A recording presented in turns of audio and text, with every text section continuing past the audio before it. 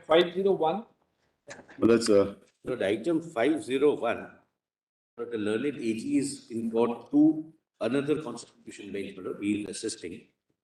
Lord, we have circulated the proposed issues, but there was one suggestion, Lord. There is a list of matters which we have bifurcated in 3 categories, if your lordships have, Lord. Where is that? Page 3 of the note, Lord, which we circulated.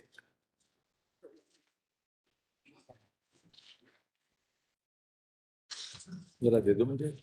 You get that?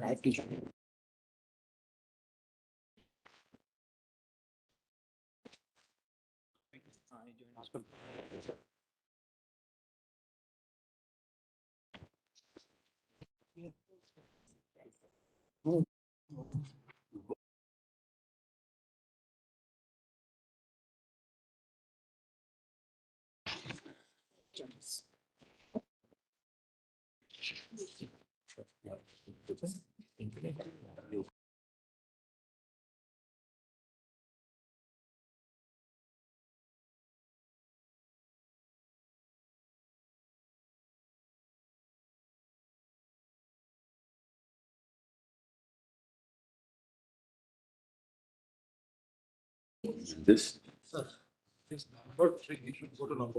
I don't know where. Yes.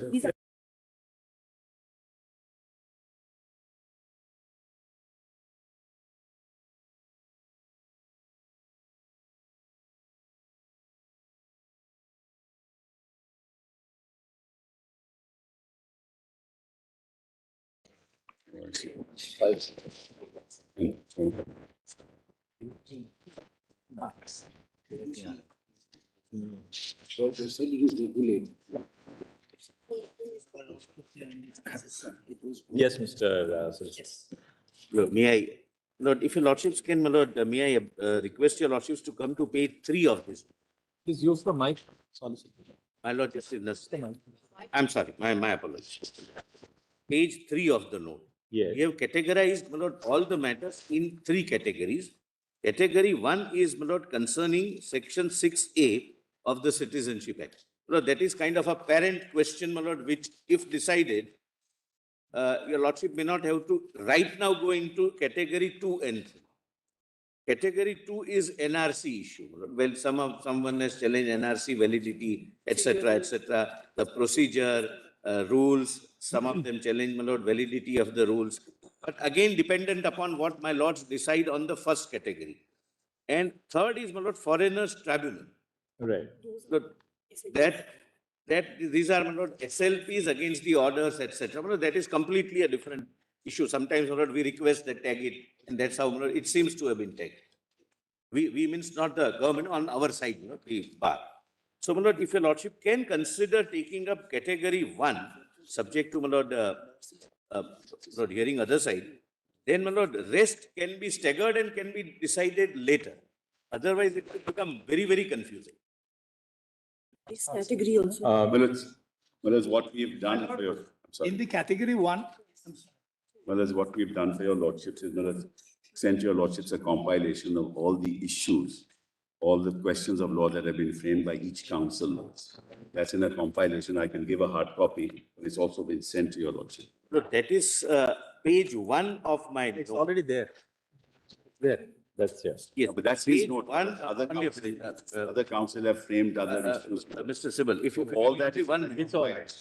So we have first the draft issues as approved by the Attorney General yes, and chart segregating the matters, then suggestions of Mr. Kapil Sibal, Senior Learned Senior Yes, Counsel. yes, Then comments on the draft issues by Mr. Dushyant-Dave, Senior Yes, Counsel. yes. Then we have one from Mr. Manish Goswami, Mr. Ankit Yadav, and Mr. Somiran Sharma. correct. Well, so what your lordships can do is, Malas, formulate in the context of all the various issues, what the issues should be, Malas, and then we'll argue, Malas, on that basis. That's what I might decide.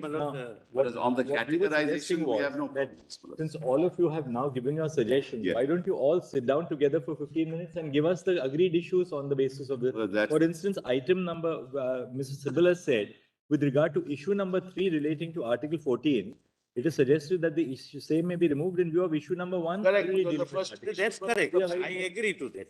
It's encompassing the first issue. Actually, this categorization with Section six Yes, A, categorization. all challenges to section six A will be under one head according. Correct. So those are only grounds on which we are challenged, whether. That's correct. Whether 6A is valid or not, well, that's the only issue. One issue that we had tracked, my lord, appearing for the All Assam Students Union, which was a signatory to the historic Assam Accord, which brought in 6A for restoration of democracy. My lord, we had made a suggestion based on the reference order of 17 December 2014 that the primary issue should be that whether 6A constitutional validity should be actually, my lord, brought into at least, and what would be the repercussions and consequences, which is a question that has been formulated by the learned AG. We are only requesting for it to be treated as a preliminary issue. We'll consider it No, after. no, the- my lord, this is not the only issue. There are other issues, my lord. That's all right. Yes, That's my they are suggestion. trying to express their perspective. Let the issue of the Assam perspective is not constitutional the end of the validity world. of 6A be decided upfront. Yes. Once your lordships decide that, then the other matters can be taken up, depending on how your lordships Another decide. issue, my lord, would be, would your lordships, my lord, in a read jurisdiction go into the question, which is the subject matter of something which happened, my lord, before 40 years? So the question of delay is also one of the essential. That's a matter of submission, Possibly. really. Correct, That's a correct. matter of submission. My lord, We'll do of that course, aspect has already been gone into by the reference judgment, my lord. Regarding delay in approaching, that aspect has already been taken care of. Only thing is, in view of some right which is being enjoyed by this category of people, when it comes to molding of relief, what could be the approach? That is perhaps what was now is indicated this. in the reference We judgment. have draft not- issues. One second, my lord, let my lord the Chief Justice. We have the draft issues before us, which have been prepared by the learned AG. So the first issue there is the validity of section 6A. That's right. So we will decide the issue of 6A first. Correct. So that we can say that initially we'll frame the following issue for submissions, namely whether section 6A of the Citizenship Act 1955, it says it violates articles 14, 21 and 29(1) and offends 5 to 10, 11, 325, 326 and 355. The first two issues I think are. Correct, preemptive correct. in nature. What is also is. Everything else will arise after that. Well, let's first decide that, Also- then your lordships can decide what to do thereafter. Two also, my lord, can be merged. Some additional articles are mentioned. It can be common also. So what we can say is whether 6A of the Citizenship Act 1955 is ultra vires, we can say, or suffers from any constitutional infirmity, That's Yes. correct. That's correct. right? So we'll say that. No, Another, I'm And sorry then for my second, so lord. that covers 1 and 2. Yes, 3 is also subsumed. yes. Now 4 is the statutory ultra vires. It says whether 6A violates the fundamental basis of 5(1) proviso and 5(2) of the Citizenship Act. So do Well, we this 4 doesn't really come into the picture because it talks of East Pakistan, Malaj, and it talks about Bangladesh. Those reciprocity, There that's could be fully some irrelevant. relevance when- There was no question of reciprocity either from Bangladesh. So what presently we will do is, we will frame. So this should be dropped, Malaj. This should be dropped. My lord, Presently, just say 1 second. Presently, the following issue is framed for primary determination before the Constitution Bench, whether section 6A of the Citizenship Act 1955 suffers from any constitutional infirmity. That's fine. That covers. Perfect. that will be all comprehensive. Or violates any statute, because issue number 4, All those. My lord, issue number 4 is the very relevant, my lord. With great respect, I'll submit. Because when we So go, what we'll do is, we have framed that primarily as the issue which we are going to discuss. broad issues, my lord. This does not prevent us, once we start opening the Correct. matter, we'll frame something more. Correct, This is correct. not- Would your it's not lordship- like a civil suit that, then. our lordship may keep one residuary issue, my lord, where we can all bring. Lord, would your lordship see issue 9, my lord? for 9, Kind consideration, my lord? 8 and 9, my lord. 8 would be, my lord, part of an argument, but still kindly see whether the Assam Accord, a memorandum of settlement between Union of India, the state of Assam, all Assam student unions, and all Assam Gana Sangram Parishad arrive at for resolving a long pending issue, being a political settlement and a matter of great policy importance, can at all be judicially reviewed at this stage, as courts will decline to enter into political thicket and annual matters of such magnitude and with immense consequences. But that's an argument in support of upholding 6A. I agree. This was Nine, an argument, it can't be an issue, my lord. Can't be an issue. Nine, only a minute. Nine, whether delay is a factor that can be taken into account in fashioning reliefs in a petition filed under 30. Therefore, Mr. Solicitor, we take it that your submission is that 6A is valid. Yes. Additionally, of course, it's not constitutionally ultra vires, but it is valid also for the reason that when the government has enacted a statute to give effect to an accord and consistent with the delay, therefore this provision should be upheld. That's That's correct.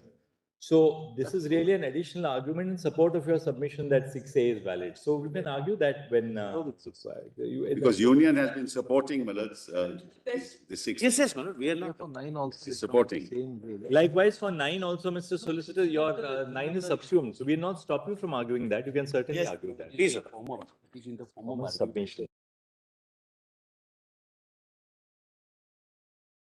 Respect, which was framed by the reference judgment issue number 12.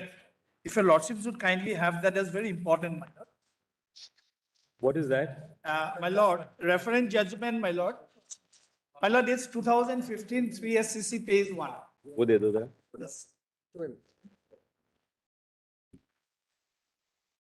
Yes.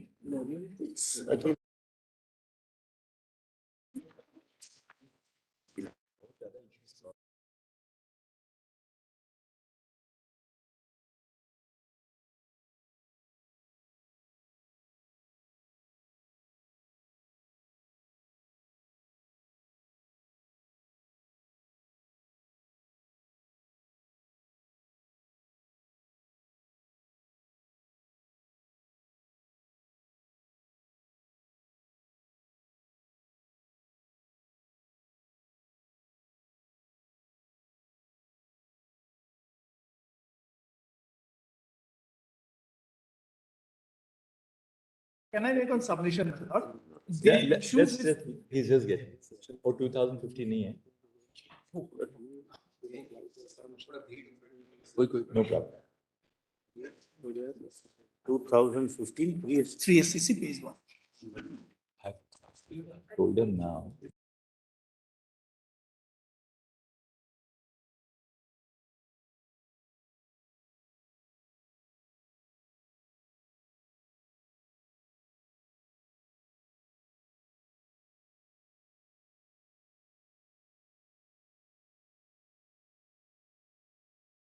Indicated in page 26 of the report. Just one second. Let my learned brother. Well,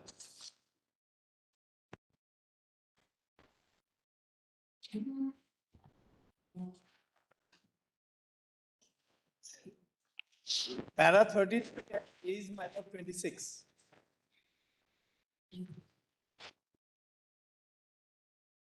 Just to give an idea, my lord, what were the original issues? This issue.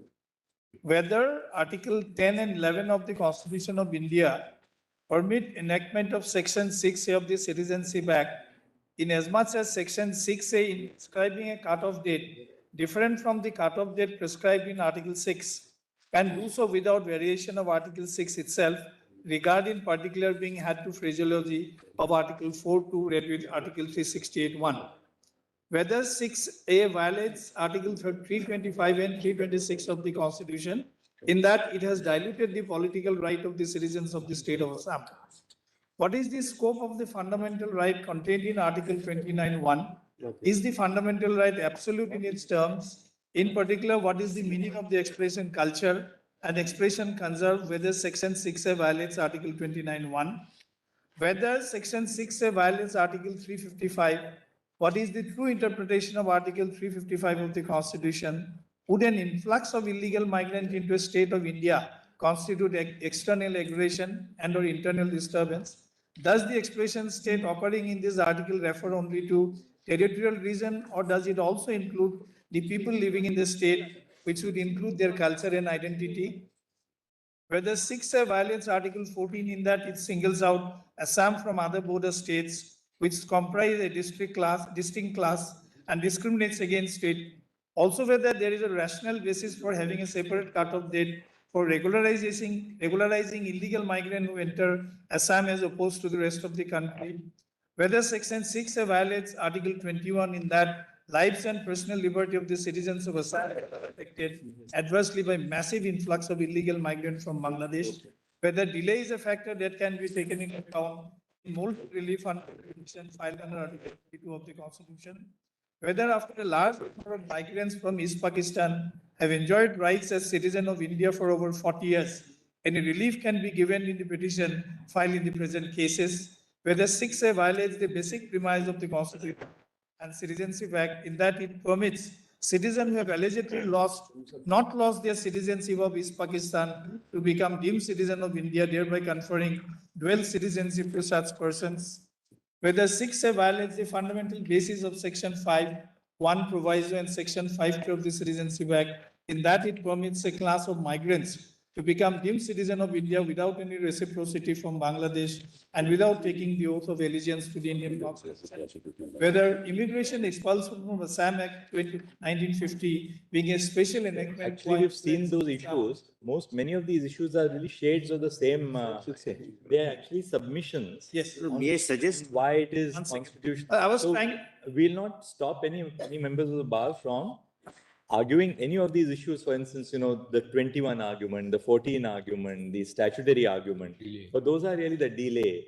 Those are arguments which we'll consider. That is the position, my lord, we are satisfied. We'll not. At hear the it moment, we are If I can recasting issues to make it more focused, that's all, Mother. That's all, nothing more than that. So, but rest assured, once, the only thing which we would now request is that the council on one side may decide who's going to argue which point, so that there's no repetition there. That we will. My lord, I was the lead petitioner in the lead case, that is All Assam Sannmilita Mahasangh. So if all the learned counsel for the petitioners could sit together We'll do that. and distribute the issues between themselves so that there'll be no overlap, that's all. That will do. And likewise, on the, On this side, of the respondents, once you know also what the learned attorney general is going to argue, then perhaps, so that there's no overlap, only to save judicial time and,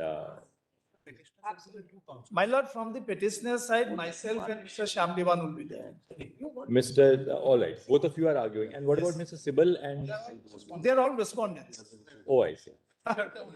In one of the order, lordship has showed my London friend as having appeared for the petitioner on the first day. You, both of you decided what, who will argue what? Yes. Otherwise, Mr. There will be no overlapping, my lord. Testing will be for the respondents. Yes, Oh, I see. yes, we will be. And Mr. Dave.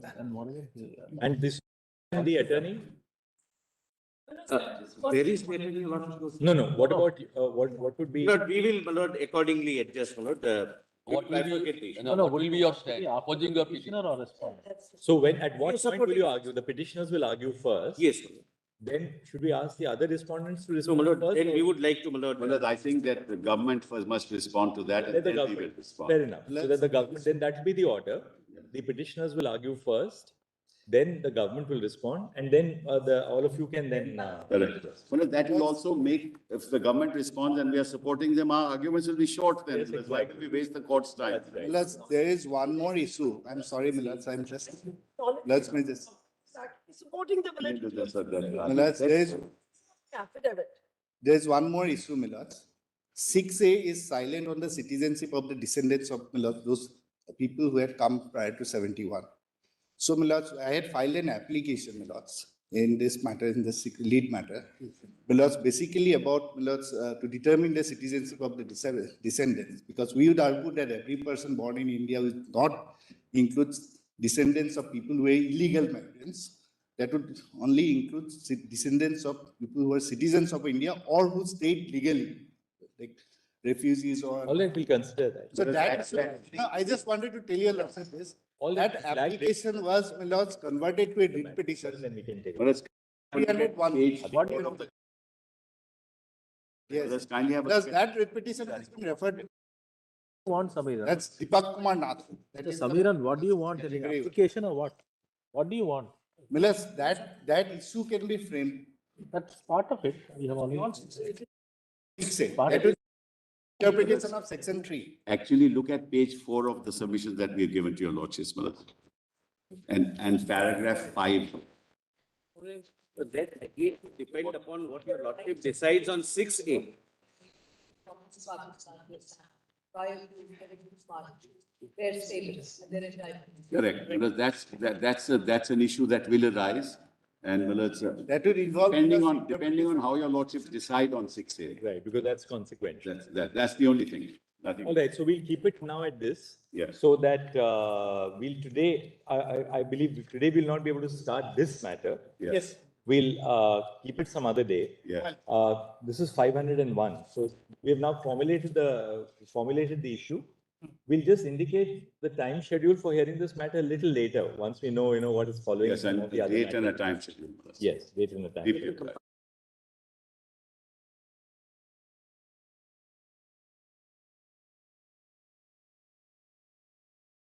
Also, you're right. So let's say that within what period will you file the compilations and the written submissions? 1 week. Within a week or 2 weeks, Malas, 2 weeks. My lord, yes, pursuant the to the earlier exercise, you have already submitted our written argument. That's It how. will have to be collated, Okay, paginated, etc.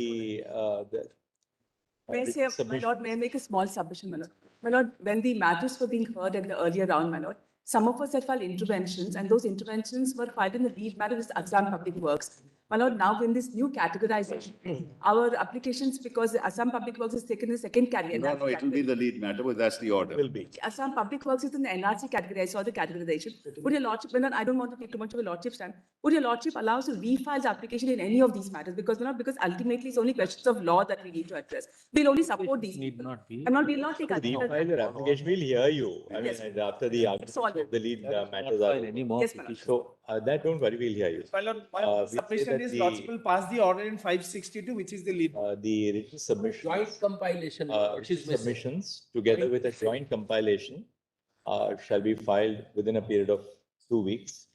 But can it Stop. be 4 weeks? my lord? No, that. Everyone, my lord, there is a, All. Will take. because, my lord, there are, All at 3 weeks. Karan. Only thing is that way, once the constitution bench gains momentum, then it's good that we then, sort of go on with this. So 3 weeks, let's do it. You appointed some. For the purpose of collating, for the purpose of preparing a common compilation of bracket 1, precedent, bracket 2, legislation, and bracket 3, documentary material, comma. Who are the two nodal counsel on your side? Diksha Rai can be, my lord, Ms. Diksha Rai, learned counsel, and My friend, Mr. Manish Goswami, they can do the job together. Mr. Manish Goswami are nominated as nodal counsel. We are already. Stop. The nodal counsel are requested to prepare the common compilation duly indexed and to circulate them to all the contesting, or to all the counsel appearing on behalf of the contesting parties, as well as to the court master for circulation to the judges, to the bench. Fair enough. Stop. This exercise shall be completed within a period of 3 weeks. We'll list it on exactly 3 weeks from today then. That will be, Narasimha, what day? List on, 4 weeks from today, not 3, because we'll it then. will be for hearing or for deciding? I think then we can start hearing after 4 weeks. Yes, absolutely. Some few, my lord, Seventh. 7th February we'll start. That's fine, that's fine. 7th Yes, February, fine. Yeah, that's fine. we'll start on the 7th Feb, so at least.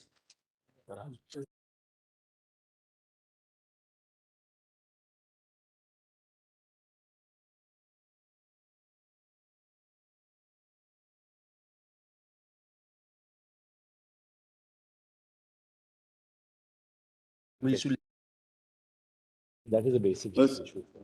Because for the respondent, Fuzail UP was the counsel from our side, but his name should be added, that's all. So there'll be 3 nodal counsel then. Yes. Can be. So long as 3 of you are acting in concert and Yes, yes. preparing soft copies, that's okay.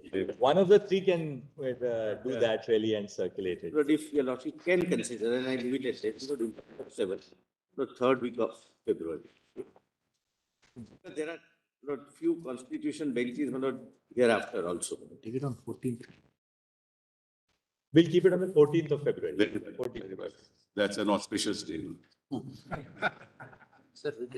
That's on That's awesome. That's awesome. I'll offer a rose to my learned friend on 14th, my lord. Yes, yes. Deep. On 502, your lordships will remember that I raised a preliminary issue, whether it should be referred to 7 judges or not. Nebam On that, we filed our written submissions. They have filed the response last night, my lords. So your lordship may fix a day because everything is complete there. That also is complete. In fact, your lordships had indicated on the last day that your lordships should start with Navam Revia.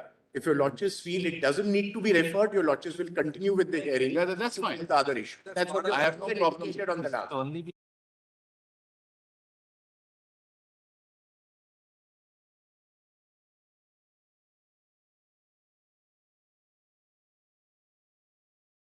When can we list it? Give us some date so that. Well, as quickly as possible because the election If commission. that is the other matter is on the 7th, my lords, that your lordships have. No, 14, that's 14. 14th. 14. So after that. No, earlier. No, I have no difficulty. I see the convenience of the. My request is Earlier is- earlier because The solicitor, so let me after that. Can be the week of 7th. 7th.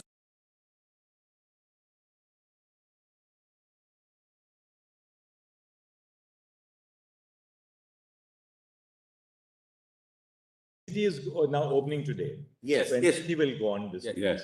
So NCT will pretty much take the whole of the week of the 9th, now that yesterday's week that has started. So we can keep this either on the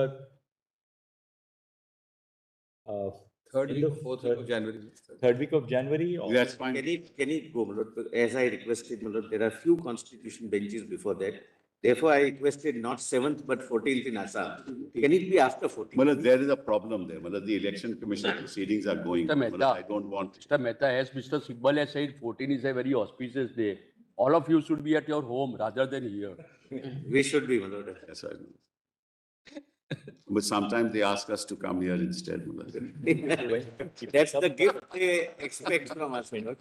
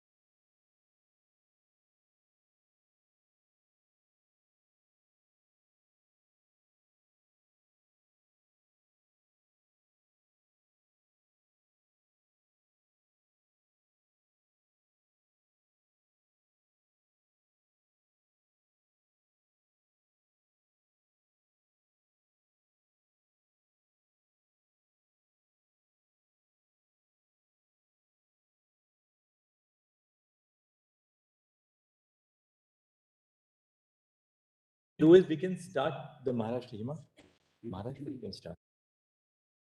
We can start Maharashtra matter on the 14th and take up the Assam matter immediately after the Maharashtra matter then. Very well. Very well. Very well. That would be better. Mal. That would be better. Because there is an urgency So here. we keep Maharashtra first on the 14th. All right. And then followed by, that will be the Assam matter. Correct. immediately after that. Yes. Correct. We'll inform them. Just inform your colleagues that. I'll convey, my lord, the council who came. So the date is the same, except that Maharashtra will initially be taken up on the 14th. Deeply. In fact, Maharashtra gets my colleague, my lord, who was opposing me in Assam, told me that 14th is his wedding anniversary, but he will have to come here. I said, no, he will be happy, my lord. That's right. Okay. So we keep it on the 14th and then 21st and then we continue with. But we also have at some point, and we had raised this, sorry, I was in the other constitution bench. To what extent is the matter still alive? And which are the issues your lordship should be addressing? Because yes. Yeah, that's fine. We'll have to. That's all right. Your lordship may have to start from there. No, we're starting with the main issue, whether it should be 7 to 7 judges or not. Well, whether that issue is purely academic or whether it's. That matter will have Anyway, to be if argued. we are pressing for a reference, we'll hear both sides of that.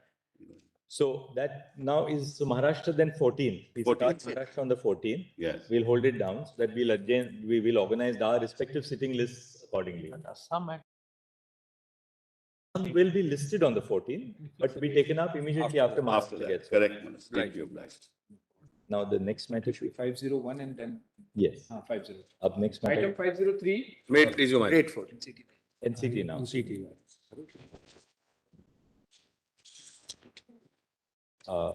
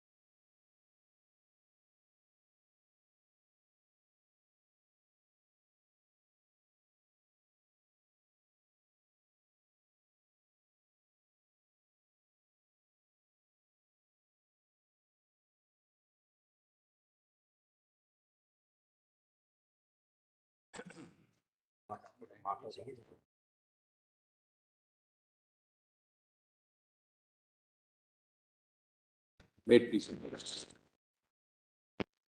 For my learned, Your lordship has got. before my learned friend begins, I just wanted to make a request. There is an interim application, intervention filed by the IS Officers Association.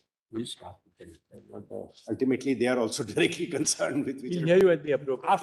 After both government will Really. finish. We'll consider. Yes, consider. Give me an hour's time to assist. Let us start. Let us begin the matter.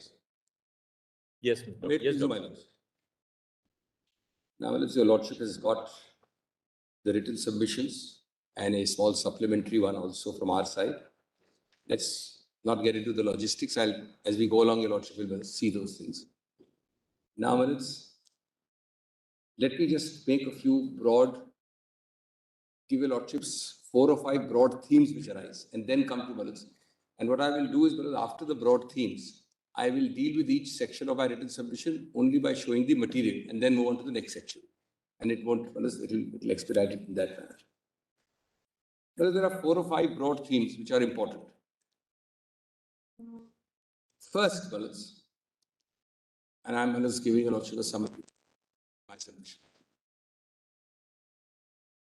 This is a case at the core, not merely about distribution of powers and the balance between Government of India and NCT. As it appears to be, certainly it is that also. But at the core, balance, it is about whether civil servants serving in the NCT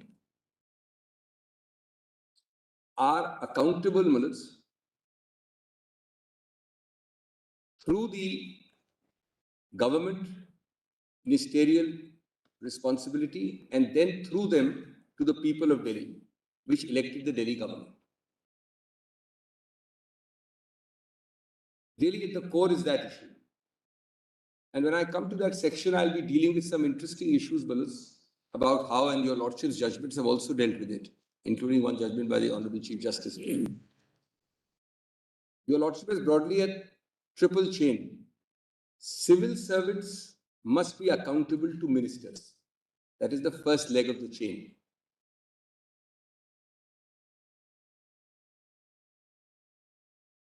The buck stops with the minister, he takes responsibility, but they are accountable internally to the minister. Second, Manas, the minister is accountable to the legislature. This is the heart of the whole system, Manas. Without that, your entire Westminster system can't function. And then finally, the members of the legislatures are accountable to the people who elected them. This is the triple, Manas, basis of how the accountability of the civil servants gets fused ultimately with the people who elect the government.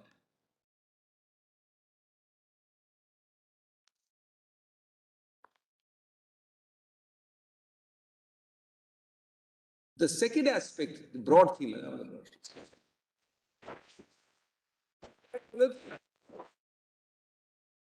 in any federal, and I use the word federal loosely, call it quasi-federal, more unitary, less federal. I'm not getting to that debate. I'll be coming to that. Again, a lot of dealt with. But in any slightly federal, and we are more than slightly federal system, there are at the minimum a dual set of governments operating. Of course, there are municipal, then there is Panchayati Raj. So there are 5 actually, but I'm saying at the level of the sovereignty, there are 2 levels operating. One is the national sovereignty and the one is the state government. Dual operation, dual governance. Well, it's dual manifestation of public will goes along with dual governance. So there is a dual manifestation of public will. My Lord notes follows the intelligence of the electorate, especially in India. Any number of cases. Your Lordship has a national election, verdict X. Your Lordship has 2 months later a local election or 2 months before a local election, verdict polar opposite Y. Because, well, these are 2 we the peoples. I'm putting it in the constitutional sense. There is we the people, which is all of us, manifesting in governance at 2 levels, at the federal level, at the state level. And therefore, what is linked to that is federalism, which is ultimately a vehicle for managing diversities. Somebody said it's like a pressure cooker. It allows you to let off steam to manage this cauldron of diversities, and India is the most diverse spot on planet Earth. But people talk of salad bowl, melting pot. When you come to India, you cannot imagine a diversity more than India, anywhere in planet Earth. Federalism is a vital vehicle for managing diversities. Diversities in governance, diversities in dual governance, and of course the entirety of diversities in language, dress, habit, food, smell, so many things.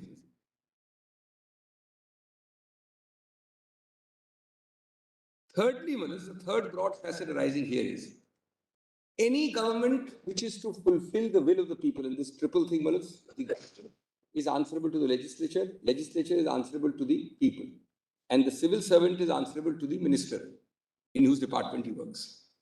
So the third facet is any government to even exist will have to have the ability, A, to create posts, B, to appoint staff to those posts, and C, to interchange them according to that government's perceived sense of that person's efficiency, ability, competence. Unless a government has this power of creating and managing the civil service, appointing persons, transferring persons, the government cannot function.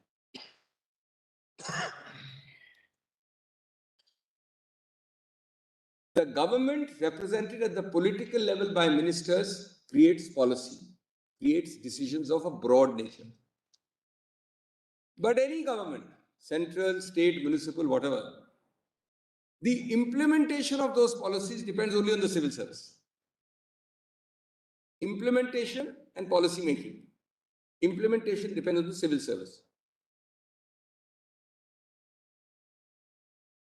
Imagine, even conceptually, and I'm only at the moment talking conceptually, a situation where those who are charged with the obligation of implementation, ultimately going back to the will of the people, the political executive is excluded from dealing with them or controlling them. So, exclusion of civil services power from any government actually negates the very purpose of that government, negates the purpose of giving it any autonomy, negates the purpose of creating by whatever name called local governance or state governance.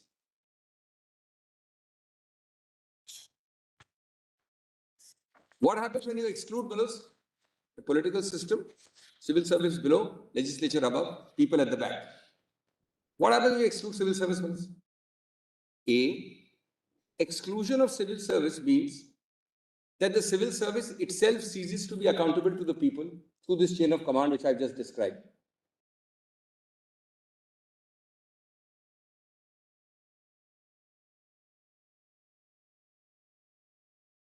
So you are negating, you are actually negating at the end of it, we the people. Second, exclusion means a impossible to conceive situation where I, as the ministerial level, am charged with making policy, but those who are to implement it are not responsible to the policy makers.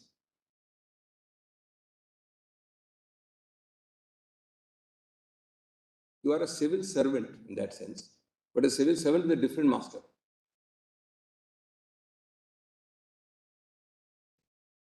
Not one is like Shakespeare, a servant of two masters, very famous play. Servant of a different master. Serving in my department, but servant of a different master. Thirdly, and your Lordship knows this better because your Lordship does a lot of administration also as judges. Your Lordship knows that when you have no accountability to those whom you are serving, then Manus, you function at your own. Ultimately, the person is concerned only about how you write his CR, how you deal with it, how you talk to him. If you know that you are freed from this control, then Manus, there is complete insubordination. There is complete chaos and indiscipline. That's a natural corollary.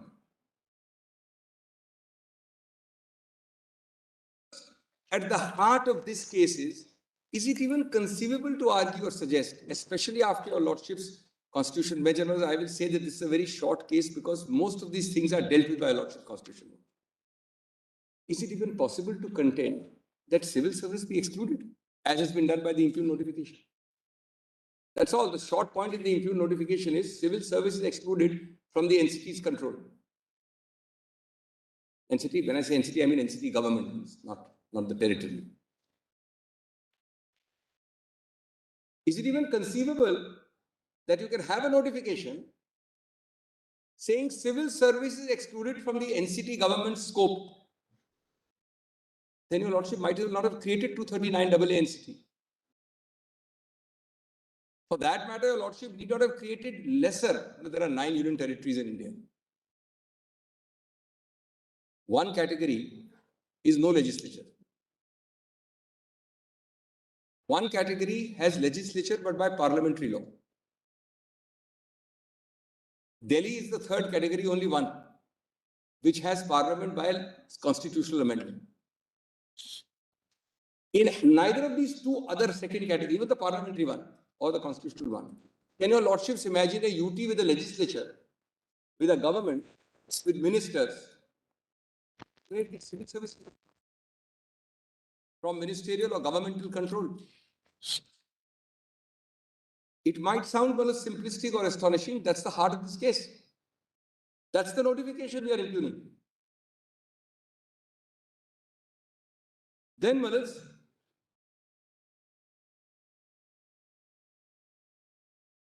and we'll be coming, Manas, in this to that accepted paradigm. Nobody is talking here about, your Lordship knows there is a joint cadre. Your Lordship knows it's an all India service. And then there are state services. In the all India service also, you are always rooted and anchored in a state. Service is all India, but you don't hang in the air like a Trishanku. You are anchored in Manas, a particular state. So Manas, the all India cadre decides to release Mr. A or B. Till there is no issue. Once he releases A and B for state NCT or state Manas X, then how that person, where he's posted? Tomorrow, Manas, I decide to post him in my place and I decide to post him elsewhere because I have a perceived understanding of their competence. He'll be better in Department of Storage, he'll be better in Department of Water, whatever I may say. That is entirely an intra-state issue or an intra-UT issue. It can never be an issue which a third party can decide. Otherwise, you can't run any UT.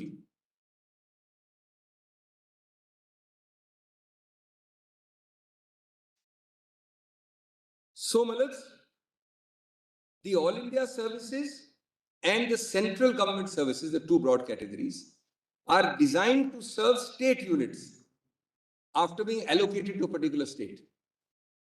But how they operate, how they implement the policies, where they go, which department, transfer or keeping XYZ at XYZ places is entirely an intrastate administration implementation issue. If you do not give that power to the UT or the state, then it is impossible to conceive of a system functioning.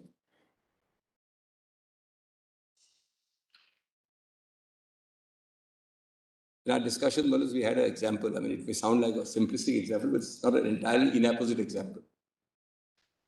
Your Lordship has a chamber of a lawyer or a senior counsel.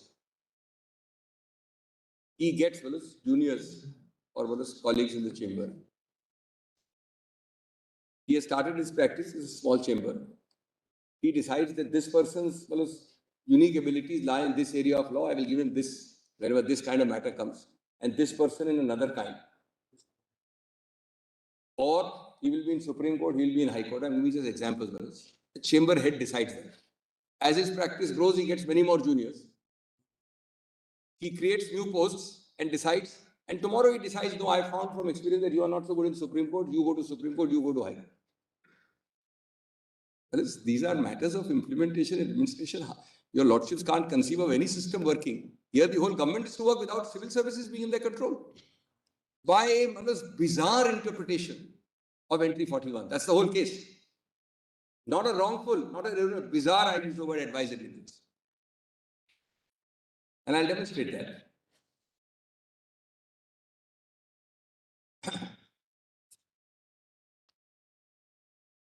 Incidentally, but just aside, this is aside. When I come to the judgments, including my Lord the Chief Justice's judgment on federalism, I'll read those paras. Most of these issues are decided accordingly. There is no question of much left, but your Lordship has to see them. But as an aside, we were, as your Lordship knows, called a quasi-federal system by that Australian jurist, Kenneth Weir. He says, broadly, you are central with some federating influences. And one of the interesting stories, there is very nice articles on that, shows how we have had inadvertent or accidental federalism or unintended federalism. In actual operation and practice, we are far, far more federal than our creators envisaged, because the Lordship knows our creators were very worried rightly about the fissiparous tendencies of the country. And therefore, they made a centralized unit, more federal than England, but still not as in USA. And as the Lordship knows, in USA, it is a bottom-up. Pre-existing independent countries became the US, Texas, Louisiana. Our case, sovereignty was not bottom-up. It came from within the country. But the beautiful story in India is that in 70 years, we've had linguistic federalism. We've had fiscal federalism. We used to give 30% odd funds to the states. Today, that figure is close to 45. It's 43%. It's going to become 45 soon, with all the grants and everything. Linguistic federalism, 356, which is supposed to be the biggest anti-federal provision. Its uses after 2000 till today, we are in 22, is not more than 10 times. The answer there is judicial review. So Lordship steps in and decides it much quicker than your Lordship used to do pre-Bombay. Your Lordship either negates it or upholds it, and the fruits, Mr. Hegde lost one Bombay. By the time he won Bombay, after 3.5 years, 3 governments had changed. He never got the fruits of his victory. Mr. Ramakrishna Hegde started Bombay. Today, your Lordships in Rameshwar, in Uttarakhand, in Jharkhand, so many judgments, I've had the privilege of assisting the court, Karnataka twice, etc. Your Lordship's judgment is quick, swift, judicial review is full. Therefore, that again has become a great impetus to federalism. Today, the conscious decision was to create a much more answerable, locally autonomous federal unit in Delhi with a constitutional amendment. And you are negating it full circle by saying civil services are excluded, as by the impugn notification. As a matter of fact, it is ironical that implementation by civil servants is fully untrammeled in the municipal corporation. Well, your Lordship may not know this, but where your Lordships lives is 42 odd kilometers in Delhi. NDMC area, so-called Lutyens Delhi. Square kilometers. Nowadays referred to not entirely charitably as the Lutyens Delhi. Yes. Lutyens Delhi. Yes. That has one of different connotations, including Khan Market Delhi, etc. But I'll leave that aside. Now, Manas, the rest of Delhi is 1400 kilometers, square kilometers. And that is one of the MCD. There, civil servants have much more power with the standing committee and the municipal corporation which runs it.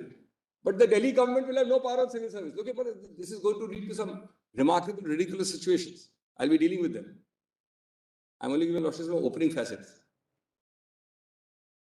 Municipal governance is much more rightly focused on implementation through civil servants, which are under the control of two entities, the municipal corporation head and one is the standing committee. But the NCT government, which may or may not control the municipality, that depends on elections, has no such power over civil service. Well, as in the supplementary 8-page submissions we filed, we have also done a global survey, I'll be coming to that, of different forms of state capitals or individual cities. Don't go to it now, but Joshua will just note that we have dealt with countries like Nigeria, Abuja, to Addis Ababa, Mexico City, Washington, DC, and most important of all, London, which is the most centralized country. London is not even an apology for federalism, if your Lordship really goes to the spirit of it. Yet, in the most centralized of these several examples globally, not a single example where even if the control of that city-state is with the center completely, are civil servants excluded from local governance of the entity which governs that city. It is quite amazing. Greater London, by an act, gives the mayor and the bodies which run London full control over the civil service. Although it's a completely centralized system, I'm giving only examples, not that your Lordship knows. By contrast, your Lordship will have a very strange thing. Your Lordship has a 239 AA constitutional amendment to create autonomy, decentralization, will of the people, manifestation of electoral will in Delhi, and a government which has no control over the civil service.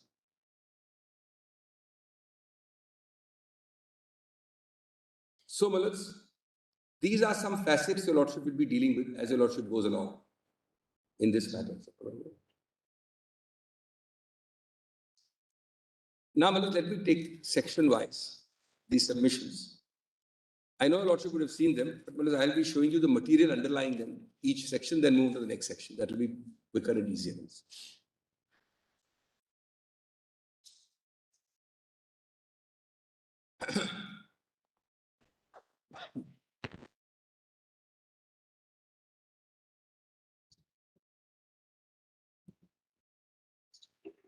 Now,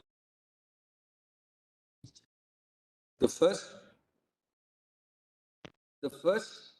part of the submission is to give your Lordship the narrower and the direct issue arising. The issue is whether under any part of 239 AA, clause 1, clause 2, 3, 4, whatever, I'll be reading them, which your Lordships got in through the 69th Constitutional Amendment, civil services can be excluded under the impugned notification.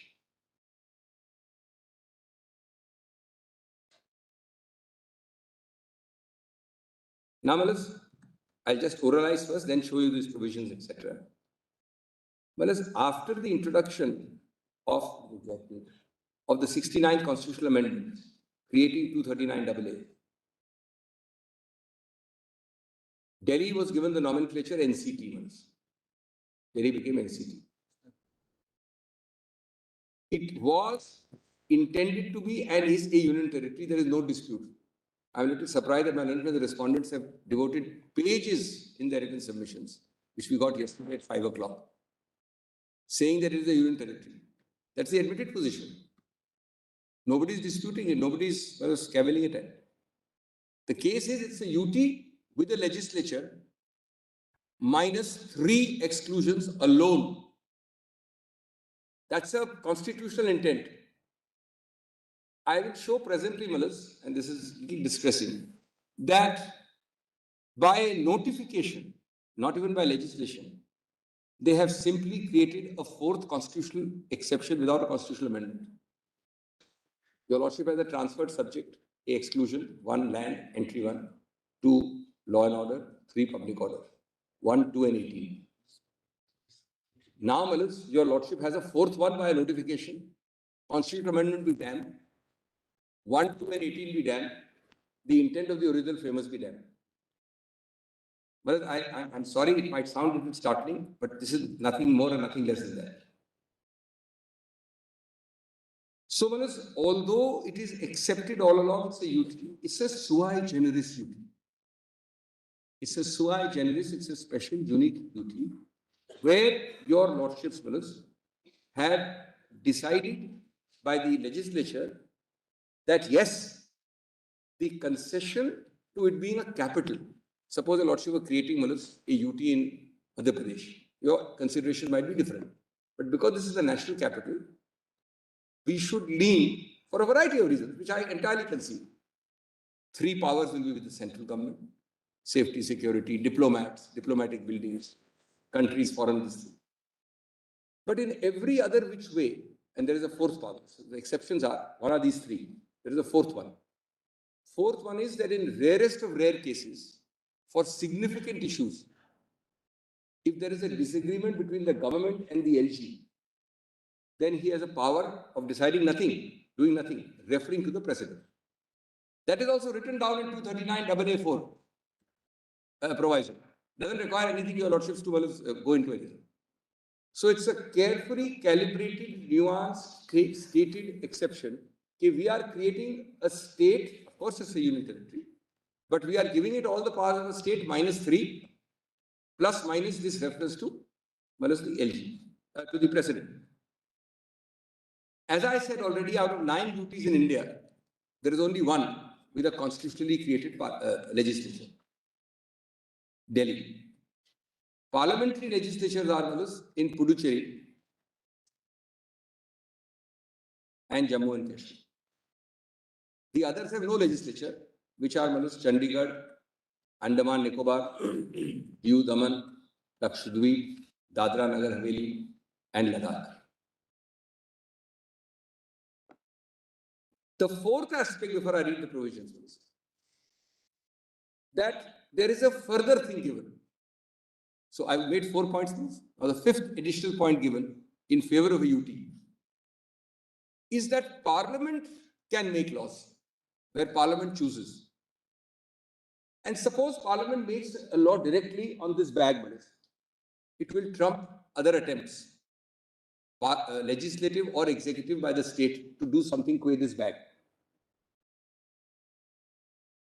But parliamentary power of law to specifically deal with something, and that's the 6th point, does not touch executive power of the NCT, directly held by my lords in several paras in the NCT Constitution bench. If I'm surprised whether the notification could have been issued. Exclusive executive power of the NCT government. This is the heart of the matter. And on this, a very strange play is made on entry 41 to come to this present result. Executive power is with you, Mr. NCT. It is not trumped unless Parliament chooses to make a law directly on that subject. Obviously, nobody can violate a law. But otherwise, you, the government of India, do not have parallel executive power where executive power is directly being exercised in everything minus those 3 lists, 3 entries by the NCT. And it's held in at least 3 to 4 paras of your Lordship judgment. Yes. Now, these are the 5 or 6 nature of the structure of 239AA. With that, may I ask your Lordships to first turn to 239AA.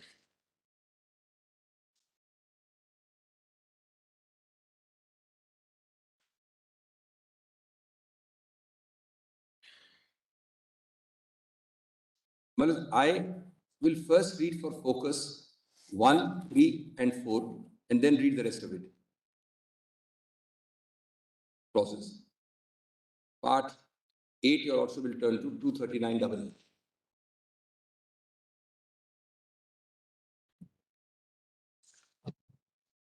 Well, it's in your lordship's page 151 of the bundles. Now your lordship has made even old horses like us learn all this. So your lordships can use that, or lordships can use the book, no problem.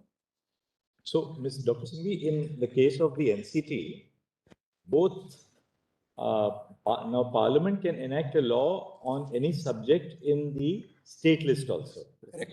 That's the difference between the NCT and any That's other correct. state. That in the case of the NCT, Parliament can enact a law on the state list and of course the concurrent list. The union list is of course exclusive to Parliament. Exactly. But in relation to Delhi, Parliament can enact a law on any aspect of the state list. So in that case, in that sense, the state list and concurrent list are both concurrent. Which is why it is a UT. That's why it's a UT. It's a UT. Right. Now, just very interestingly, I mean, this thought occurred when you were making submission a short while ago. I mean, if you see now Article 162 of the Constitution. 162. The proviso. Yes. What happens in the concurrent list? Forget the NCT. Take a case of, say, Gujarat or Maharashtra, Orissa. This is what is dealt with by your lordships. I'll tell you. Right.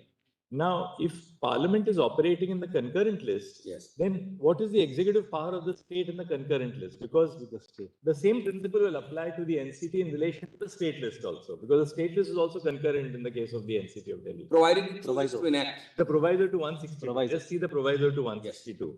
Just read the whole of Article 162. That's a very extraordinary exception. Yes. Subject to the provisions of this Constitution, the executive power of a state shall extend to the matters with respect to which the legislature has power to make laws. This is for a regular state, if I may use that phrase. I mean, so the executive power of the state legislature extends to all list 2 and list 3 subjects. Coterminous. List 2 and list 3 subjects. Now the proviso. Provided that in any matter with respect to which the legislature of a state and parliament have power to make laws, the executive power of the state shall be subject to and limited by the executive power expressly conferred by this Constitution, directly managed by the Constitution, or by any law made by Parliament upon the Union or authorities. Therefore, there are two sources. For a minute, we'll consider the state, not the UT example, because that's got other nuances. State, regular state, so to say, has got all the coterminous powers of list 2 and list 3. The state, therefore, can exercise all executive power of those subjects. However, there is a particular provision of the Constitution, which I'll just show in a minute, which says executive power on this shall be with the President of India, which is the Union Cabinet. Or it says that I, the Parliament, make a law in a concurrent list. In those two cases, the executive power also will be exercisable by the Parliament, but not for these list 2 in the case of a regular state. In the case of a regular state, so 2 minutes, my sister just got a certain bout of cough. Just give certainly, water. We'll come back in 5 minutes. Yes, certainly.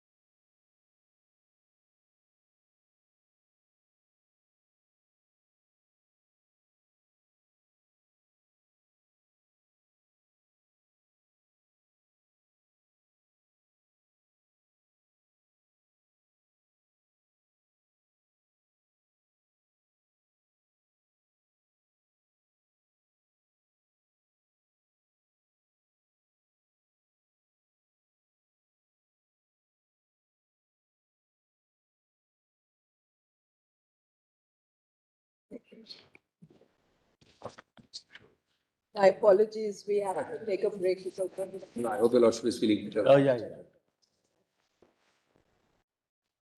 Well, it's, the answer to my lord's query just before the break is in 73 and then 239 AA, which I was about to read. Kindly just read it to me, your lordship will get many of the answers there. Which project? Constitution of India, Article 73. Yeah. 73, then 239 AA after that. Both of them contain the answer. 73. 73.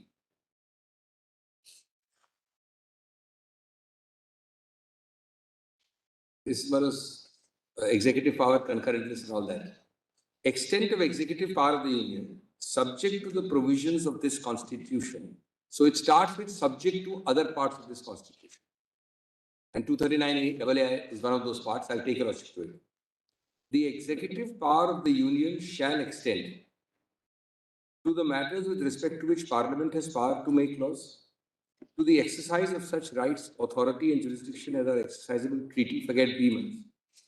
So the first is law, and this is coterminous, provided that the executive power referred to in A shall not, save as expressly provided in this Constitution or in any law made by Parliament, extend in any state to matters with respect to which the legislature of the state has also powers to make laws.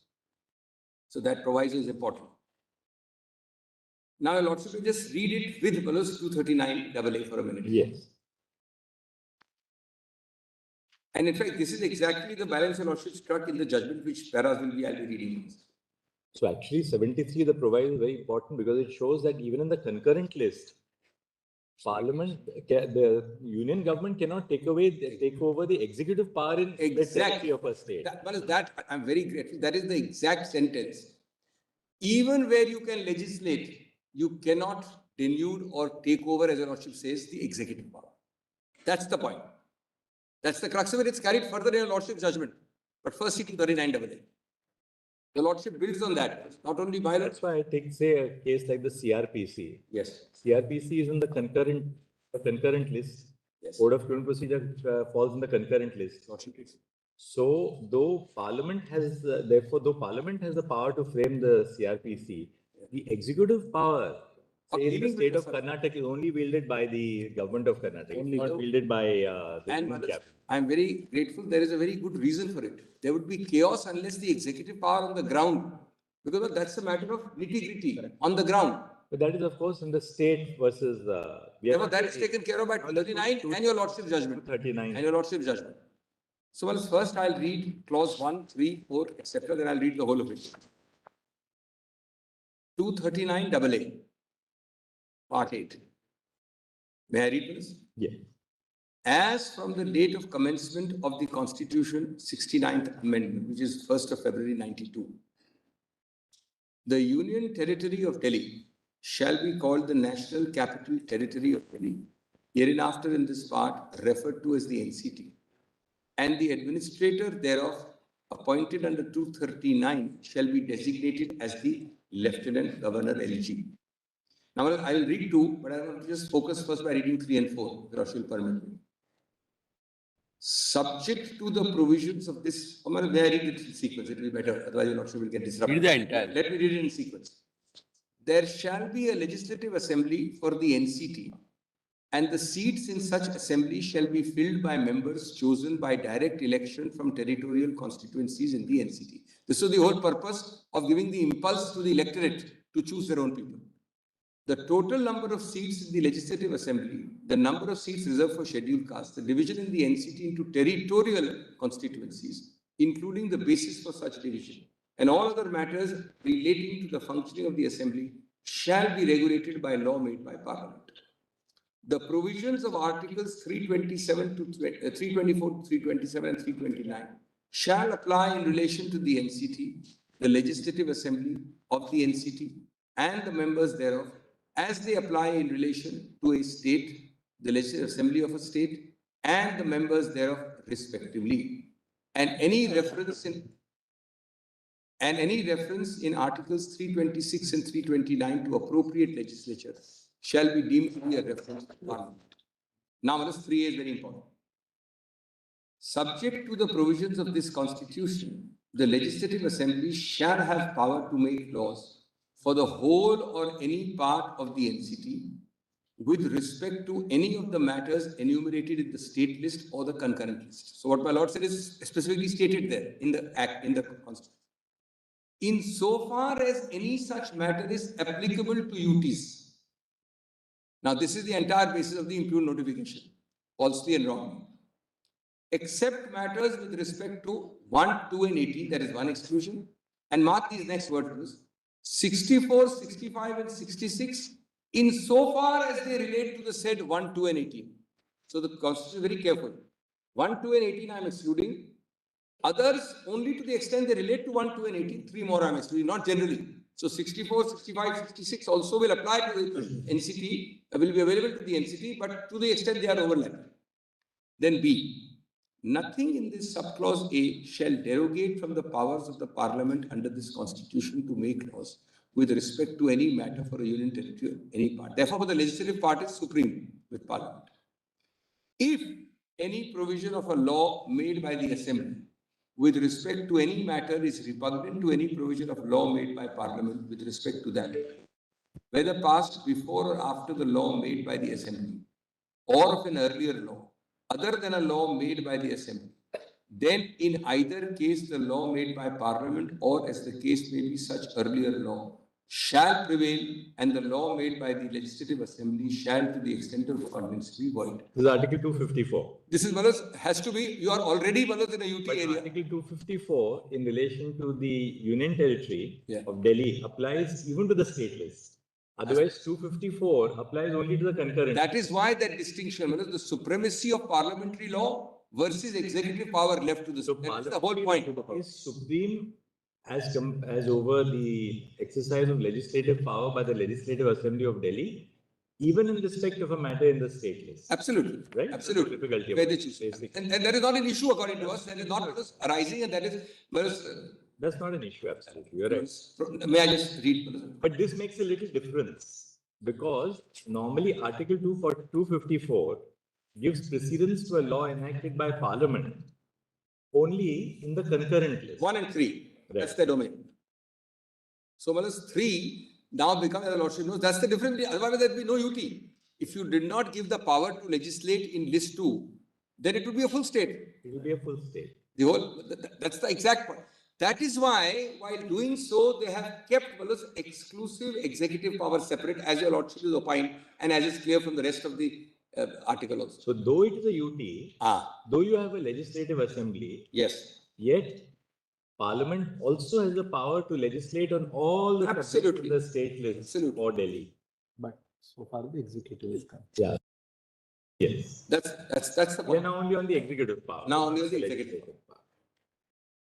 And in particular, what are we on, Manas? Just give me a minute. The executive power which we are on is the power to create civil posts, transfer people, manage people. That's the narrow issue, as far as this case is concerned. Your Lordship has a second matter at the end of the Constitution bench on some other issues, that your Lordship will come to after your Lordship reserves orders in this. But this case is only civil service, nothing else. Provided that if any such law made by the Assembly has been reserved for the consideration of the President and received his assent, such law shall prevail in the NCT. Provided further that this subclause shall prevent Parliament from enacting at any time any law with respect to the same matter, including a law adding to, amending, varying, or repealing the law so made by the Assembly. Now, Manas, 4 is a very, very great importance. Now, note, 4 does not start with Manas subject to. Does my Lord kindly note my point, Manas? Right. 4 doesn't start with subject to. 73 started with subject to. Right. This Constitution. Now, read 4. There shall be a council, the exact Westminster model in the executive power. In the executive domain, it's the Westminster model. There shall be a council of ministers consisting of not more than 10% of the total number of members in the Assembly, with the chief minister at the head to aid and advise the LG in the exercise of his aid and advice. This again, your Lordship is opined in the judgment. Well, in the old days, when you had a metropolitan council in Delhi, you said aid and assist. My Lord has noticed that. And now it's aid and advice. Sorry, assist and advice, not aid and assist. And here it is aid and advice. with the Chief Minister at its head to aid and advise the Lieutenant Governor in the exercise of his functions in relation to matters with respect to which the Assembly has power to make laws, except in so far as he is by or under any law required to act in his discretion. Just pause here. But there are a lot of laws in which the LG is made a quasi-judicial authority or an appellate authority. So you'll find them scattered across Delhi. Appeal or revision or something like that. Obviously, when it's there, your Lordship has got a law. He can't be acting on my aid and advice. Provided that this is the fourth exception. I made 4 points. 1, 2, and 18. Then this, then discretion. Now, this is one of those distinctions. Provided that in case of difference of opinion between the LG and the ministers on any matter, now the any matter has to be other than those 3 matters, where I have no power. The LG shall refer it to the President, for decision and act according to the decision given thereon by the President. That can be in my favor, in favor of the LG or otherwise. And pending such decision, it shall be competent for the LG in any case where the matter in his opinion is so urgent that it is necessary for him to take immediate action, to take such action or to give such direction in the matter as he deems necessary. This again, your Lordship, is interpreted. Significant matters, rarest of rare, something very, very important. Otherwise, it's an exceptional power. It is not to make Delhi into your own fiefdom without an elected legislature. Your Lordship is interpreted that also. And any matter does not mean every matter. That also your Lordship has gone into. The Chief Minister shall be appointed by the President and other ministers shall be appointed by the President on the advice of the Chief Minister, and the ministers shall hold office during the pleasure of the President. Very important is 6 words, although only 1 line. The Council of Ministers shall be collectively responsible to the Legislative Assembly. This again is very important, Lordship, dealt with collective responsibility, which means the same tripartite arrow which I said. Civil service is the base, accountable to the minister, minister accountable to legislature, legislature accountable to people. That's the larger concept of collective responsibility. Your Lordship now has a recent judgment, which actually relies on Justice Chandrachud's judgment in the other matter.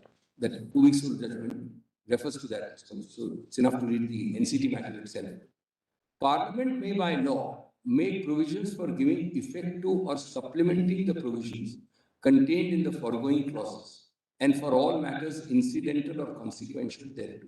Again in law, any such law as is referred to in A shall not be deemed to be an amendment of this Constitution for the purposes of Article 368, notwithstanding that it contains any provision which amends or has the effect of amending this Constitution.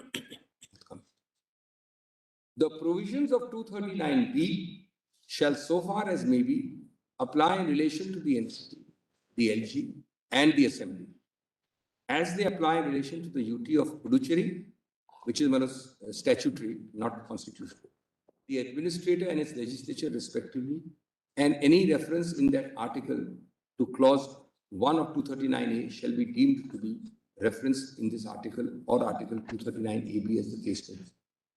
Lordship will leave that for the time being. Whereas 239B is basically ordinances by the administrator when he needs it.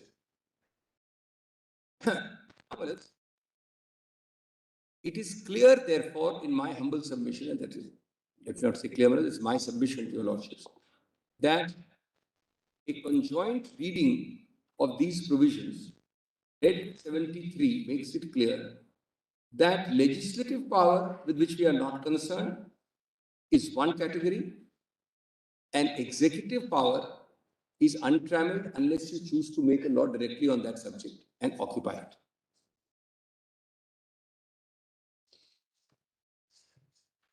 Now, just to... Sorry, what is the last point which you made, Ms. Dr. Singhvi? Well, I'm saying the reading of these provisions Yes. makes it clear that legislative power is in one category. But, I'm sorry. Yeah. Executive power is not trammeled by the provisions I have read. And indeed, Malas, reading in addition of 73 gives your Lordships a clear view. And in particular of 239AA 3 and 4. 239AA 4 is the most important. 4 says that there shall be a council of ministers it shall have full aid and advice to LG. One exclusion is 1, 2 and 18. One exclusion is difference of opinion, reference. Third exclusion is discretion, where you are an appellate body or a such. Broadly, that's the structure. In other ways, in every other ways, you, Mr. NCT, will function untrammeled in your executive. There's only one caveat, Dr. Singh, Yes, again, yes. because that is going to be the heart of the case. If you see, clause 4 of 239 AA Yes. says that the Council of Ministers shall aid and advise With the Chief Minister at the head to aid and advise the LG in the exercise of his functions in relation to matters in respect of which the Assembly has power to make laws. Right. I have to say that because 1, 2 and 18 minutes. Now, therefore, therefore, what is the extent of the executive power of the Council of Ministers to aid and advise the CM in relation to matters with respect to which the Legislative Assembly has power to make laws? I will get Now, which is the article which tells us the area over which the Legislative Assembly of the NCT has the power to make laws? That is Article 3A, Sub-Article 3A. 3A. All except 3. Now 3A. Yes. Now 3A has two qualifications. The Legislative Assembly of Delhi has no power to make laws with reference to entries 1, 2 and 18. Right? And 64, 65, 66 Insofar as they relate to 1 to 18, as we saw, is public order, law and order, and land. So your executive power as the government of the NCTD does not extend to 3 subjects. But when it says with respect to which the Legislative Assembly has the power to make laws, there is one more caveat. 3A, again, if we go back to 3A, with respect to any matter enumerated in the state list or in the concurrent list, insofar as any such matter is applicable to union territory. You have no power, you have no executive power over that particular subject. This is the case set up in the... Now, whether services falls within that description is a separate issue. We'll deal with it in first principle. Therefore, the executive power of GNCTD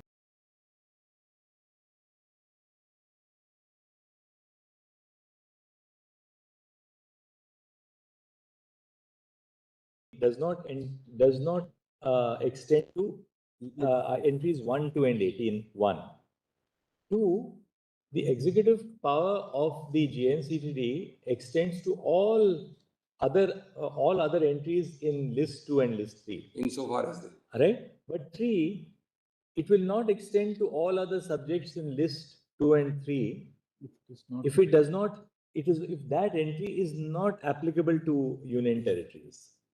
So therefore, Malas, the immediate next... Now, one more very important thing.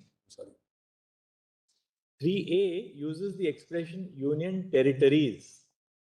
Yes. Territories. It does not say union territory of Delhi. So we have to find out whether a particular entry in list 2 or list 3 has no application to the union territories in general. Because Parliament has the statute, the Constitution deliberately uses the expression union territories. Yes. So if any entry in the state list or the concurrent list does not apply to the union territories, then the Legislative Assembly of Delhi has no power to make a law with reference to that particular entry. And because you have no power with reference to that entry, you have no executive power over that entry. Therefore, Malas, now, the only point which we really, the whole crux of this matter is... Meaning of insofar as applicable. Is insofar, what is the meaning of insofar as... That's the next section of my submission. Applicable to union territories. Applicable to union territories. I've explained in the next section that insofar as applicable is actually a term of enlargement, not restriction. The reason it was necessary was your lordship would have to amend each item of the 7th schedule, which otherwise applies to states, state as in S capital, and would not apply otherwise to UTs, because normally under 246, your lordship knows a state is not a UT. Well, under 246, normally a state is not a UT and a UT is not a state. Now, this was like a mutatis mutandis phrase. When you gave special power to Delhi, when you created a Delhi of 239 AA, you intended the entire panoply of executive power as per list 2 to apply to it. But you could not amend every entry of list 2. You actually made it mutatis mutandis that what applies to state applies to you also minus 3 exclusions. That's coming next verse. Your Lordship may just park that point as my submission. And that in fact takes away the heart, the entire heart of the notification is that only. Impute notification. So, Malas, what is actually meant to facilitate the creation of 239 AA Legislature Delhi, saying that all the powers which are listed by me in the 7th schedule shall be available to you without my amending the 7th schedule and saying and UT. That is meant to now, read to now mean that they will select notification wise. Well, there are some for 50 entries in list 2. Take away 3. Balance 47. They will select, today they collect out 1, entry 41. That we decide that service is not available to you. Tomorrow they'll pick up another entry and say that entry is not available to you. Because the word insofar as means that I, the government of India, decide that the subject is not available to you. That's my Lord is absolutely right. That's the heart of the matter. But it will become clear. My submissions deal with that directly. It's not through the notification that you go to the legislative entry. If we could identify through the legislative entry of list 2 that some entries are not falling within the remit of a union territory. If at all, we'll have to examine to see which of those entries in list 2 which will not fall within the remit of a union territory. We will have to identify them if at all. I will show that. My submission is, as a matter of interpretation, your lordships have partially already interpreted that your lordship does not go entry-wise. The idea is, let me just oralize for 2 minutes. The idea is that a UT is being created akin to a state, but with special powers given to the parliament. Put it other way around, a UT with legislature with limited powers is being given. Either way. Now, we, the constitution makers, have decided in our wisdom that 3 specific powers we are excluding. After that's exclusion, that's a very important part of a lordship's interpretation. You decided to exclude. Then we added a further exclusion that where there is a difference of opinion between you, Mr. Singhvi, and him, then one is reference to precedent. Then we decided a 4th exclusion that where there is something in your discretion, that also I can't aid and advise you. Beyond that, to say that you will decide on the basis of the phrase insofar as is wrong. That's the submission. Now, I understand my Lord's query, well, I'll be dealing with that, but just kindly bear with me. Now, let us go first, just because here, to just possibly it can be called digression, but it's because I'll be coming to the judgment again and again. Would my Lords just see 3 paras of that judgment on this first part of the interpretation of this article.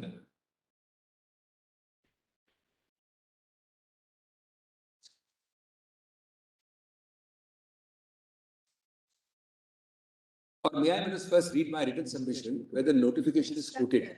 Quoted. First see what they are doing. What is the reasoning in the quotation? Let us see that.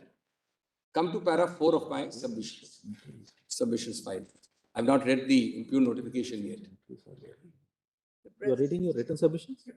Written submission? Actually, the impugn notification is in the file, but it is reproduced in my, so it is easier to use that. Page 4. Para 4, page 4. I mean, the relevant portions, but all your lordships can go to bookmark number 2, whichever your lordship prefers. It's extracted here. Relevant part is extracted.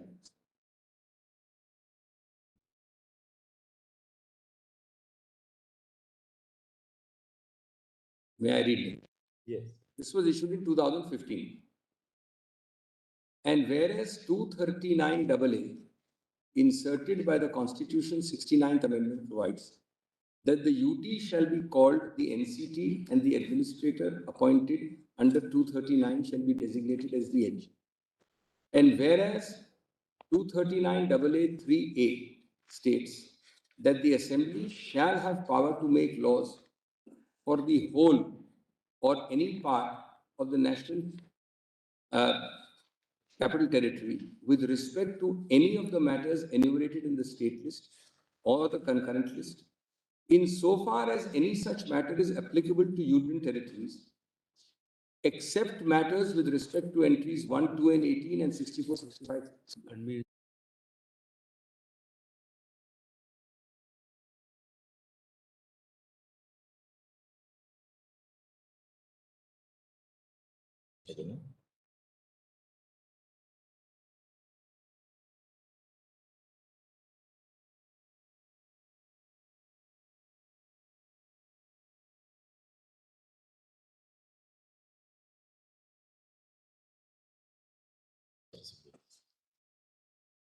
I'm sorry, Honorable Chief Justice. Yeah, sorry, I missed that actually. So, may I just very quickly read it again? Yes.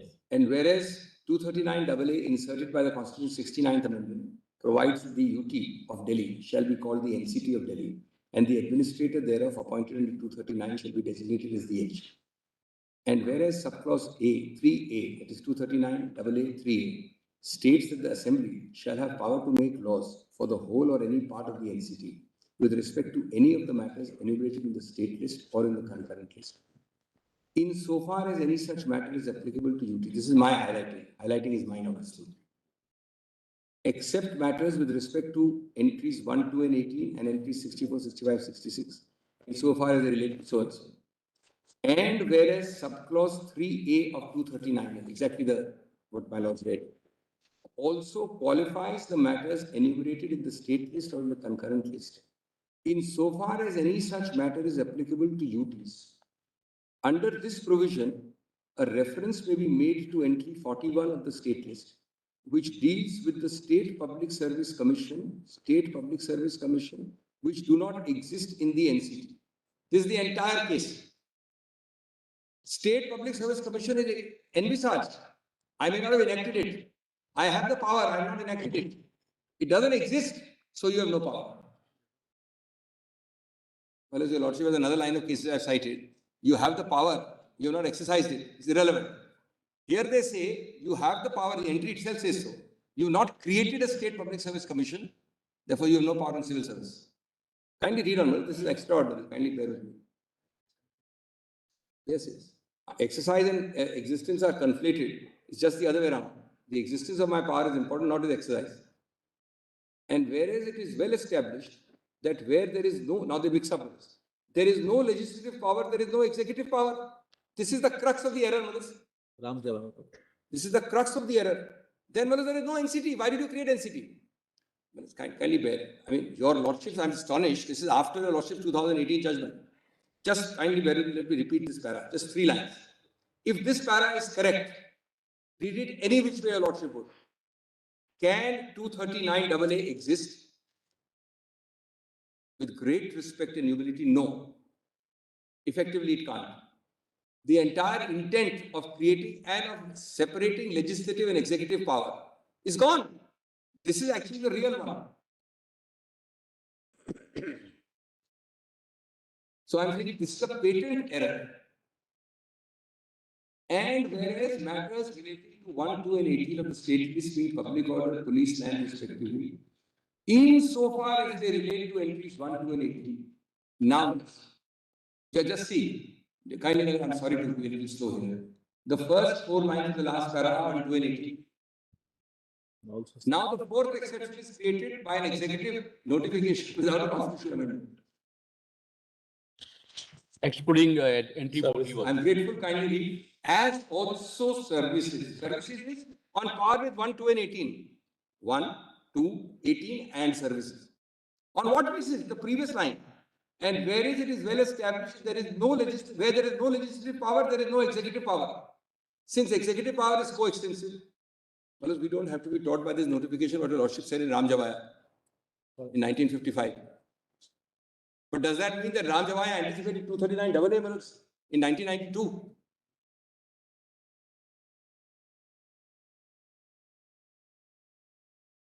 Services also fall outside the purview of the Assembly of the NCT, and consequently the government of NCT will have no executive power in relation to the above, and further that power in relation to the aforesaid subject vests exclusively the President or his delegate, the Lieutenant. Now just pause here. Kindly note down, if you're not here, the things arising just from a textual reading of this notification, the impugned document. Number one, it means I have no civil service power, zero. Let's call a spade a spade. Let's come down to the crux of it. Forget what your lordship will hold. I'm saying what is the result of this language. That's one. Two, I cannot create a post. I cannot transfer A to B from post A to B. I cannot do anything in relation to a civil service.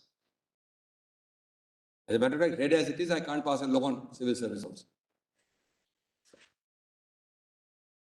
Number three, the basis is that where you have no legislative power, as my Lord the Chief Justice said, because the entirety of list 2 can also be legislated by, Parliament. But because it can be legislated by Parliament, you have no executive power, Mr. NCT. That's number three. Number four,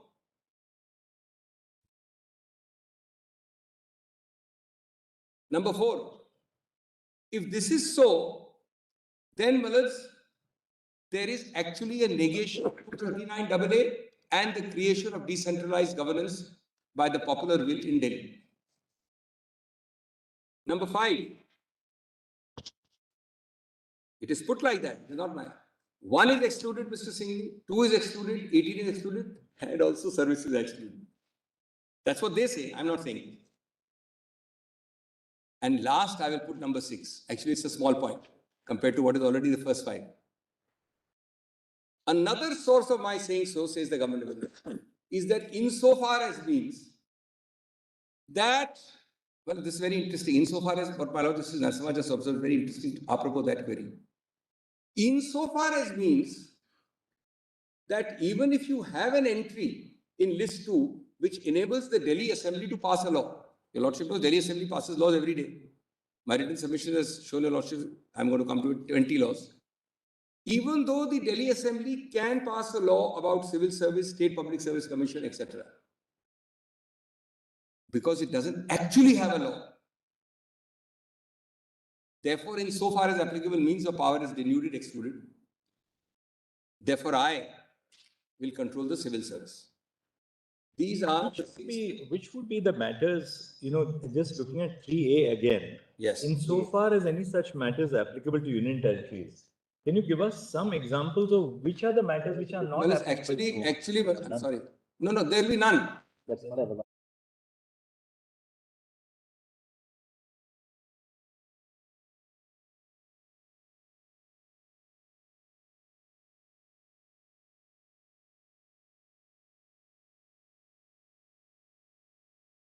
Let us see. Let us see if there are any entries which will not be within the remit of a union territory at all. My answer would be none, but let us see. We'll have to see. Let us see, yes.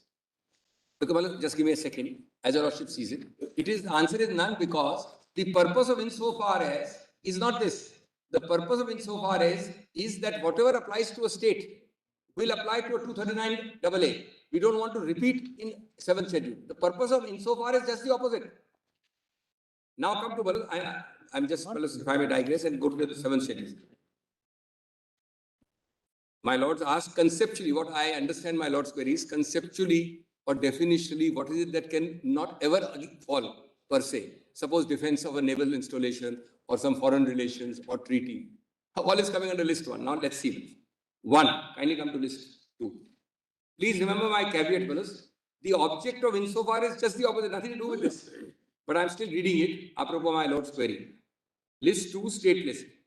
Public order, but not including the use of any naval, military, air force. My lord understands that.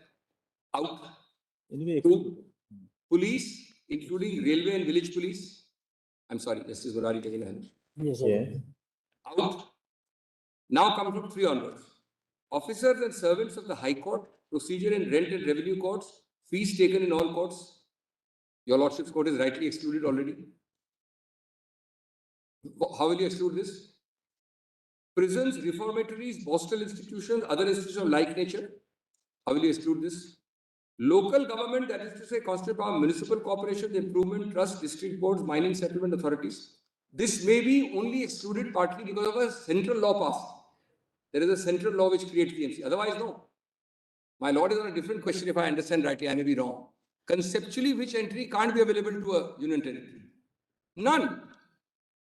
Then 6, public health and sanitation, hospital and of course, one or two of these have a direct law of parliament. They say you will create an MCD. Now they have a new law, delimitation. You'll have 72 wards instead of 52 wards. That's an occupied field. We're not concerned with that. Nobody's fighting that. But your lordship is concerned conceptually. Will you exclude any power from this for a NCT? Kindly go further. Pilgrimages. Whereas NCT has a scheme now to send people on pilgrimage on 3 or 4 well-known circuits. Actually, there's a scheme going on. Not outside India. Outside NCT, obviously, there's not much pilgrimage available inside NCT.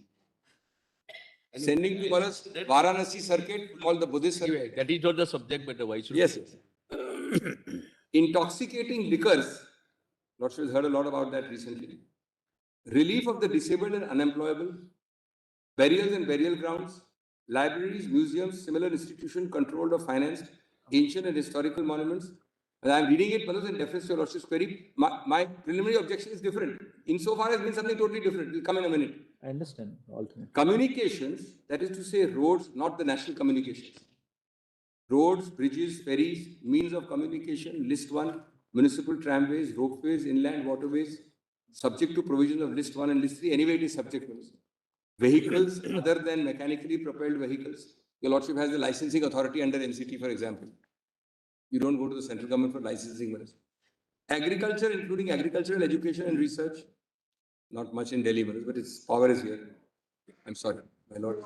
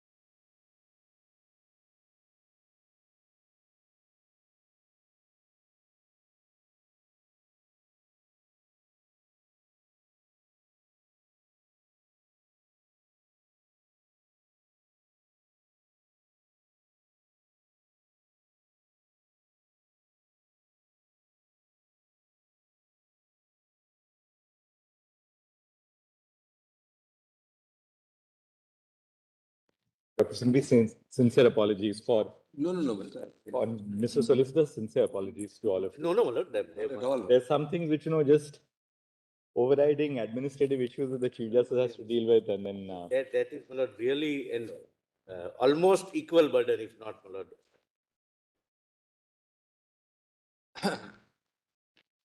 Now, it's, during the lunch break, what I did was I jotted down what are now coming to 12 points. Stay. The query, yes, which your lordships had raised pre-lunch. They are scattered all over my written submissions already. Now I'll tell them the same thing in a different way. 1, 2, 3, 4. Lordship, I believe would have all the answers, and your lordship will ask 2 questions after your lordship appreciates these 12 points. I think they will cover the entire conspectus so far, etc. So you'll read the written submission. They are there already, but they are not in this 12, 1, 2, 3, 4 points. When I read at the end, it will be all covered. Lordship, I want to just jot down very briefly the points as we go along, subject to my last time discussion. Now, the point we're discussing is what? Insofar as is a term, I'm putting the point against me, is a term of restriction, inhibition, circumscribing it. And what does it mean generally for union territories, as my Lord the Chief Justice put it? And then related question for civil service for Delhi. Now, the first of those points is that insofar as was put to deal with the accepted legal position that under Article 246, the 7th schedule is created under 246. And under that it is established from age old that state does not include union territories. That's point number 1. Let me give you the points. It is to make sure that entirety of 7th schedule under 246, state does not include UTs. And if this insofar as was not then given to equate, you would need to amend the whole 7th schedule. That's point number 1. Point number 2. This position restricted to 246, not generally, 246 7th schedule, has been adopted by my lords in many judgments. The most famous is Kanyan, which I will, this is all there in my submission, but I'll read it. 1969 judgment. For the purpose of 246 distribution of legislative power, state is not UT. And to get over that situation, which would include amendments across the board. Number 3, incidentally, I checked up, it would be a bizarre situation because amendments under 368 of the Indian Constitution, in this case would require 50% of the states agreeing also, because the Lordship knows, if you touch any list, including list 2, 3 and 1, or any minor amendment, theoretically you require 2/3 in parliament, 50% of states.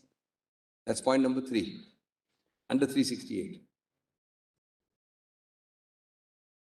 Point number 4, in any event, your lordships, both your lordships, my Lord Justice Chandrachud, as he then was, in para 461-463 of the Constitution bench, has specifically dealt with this and approved this.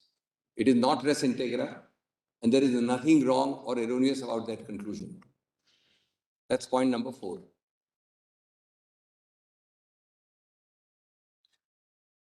Point number 5 is that slightly more indirectly, the judgment authored by Chief Justice Deepak Mishra, as he then was, repeatedly in 6 paras concludes that there is no inhibition to be read from 3A and 4, other than the exclusion of those 3 items, 1, 2 and 18. Clearly suggesting that all these other, and notes the argument of insofar as, note the argument, and those paras of Chief Justice Mishra's judgments are 204, 219, I'll be taking your lordships immediately. I'm only giving the points. 219, 222, 224, 245. Which are the paras? Your Lordship's paras are And that we 461 got, to 460, yes, that, and Justice. Chief Justice Mishra's paras are 204, 219, 222, 224, 245, and most important, the conclusions is 284 dot 14, 15, and 16. One more para Your Lordship will add where the specific contention is noted, specific insofar as, that's para 39 of the Government of India, contention of the Government of India. Same contention as today.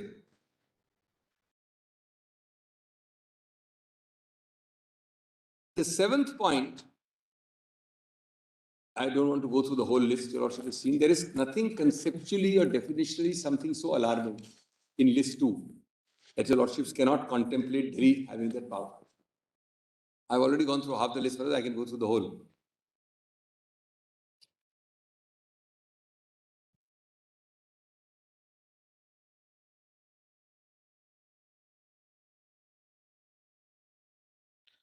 I missed the sixth point. I missed the sixth The point. sixth is that para 39 which I put separate. Okay. Where the contention, my lord is right, absolutely.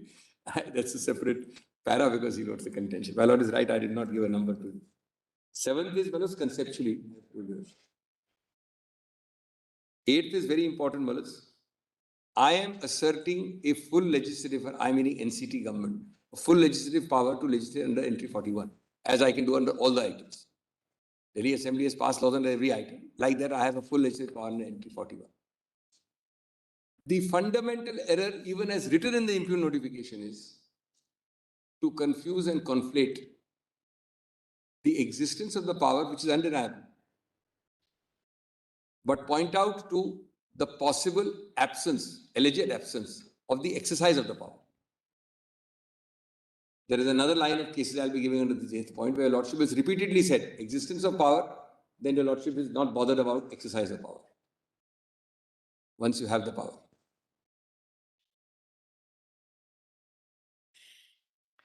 Does the Union Territory have a consolidated fund? It doesn't, no? It does. So NCT, yes, ma'am. It does. All these civil servants, by the way, are paid for by the NCT.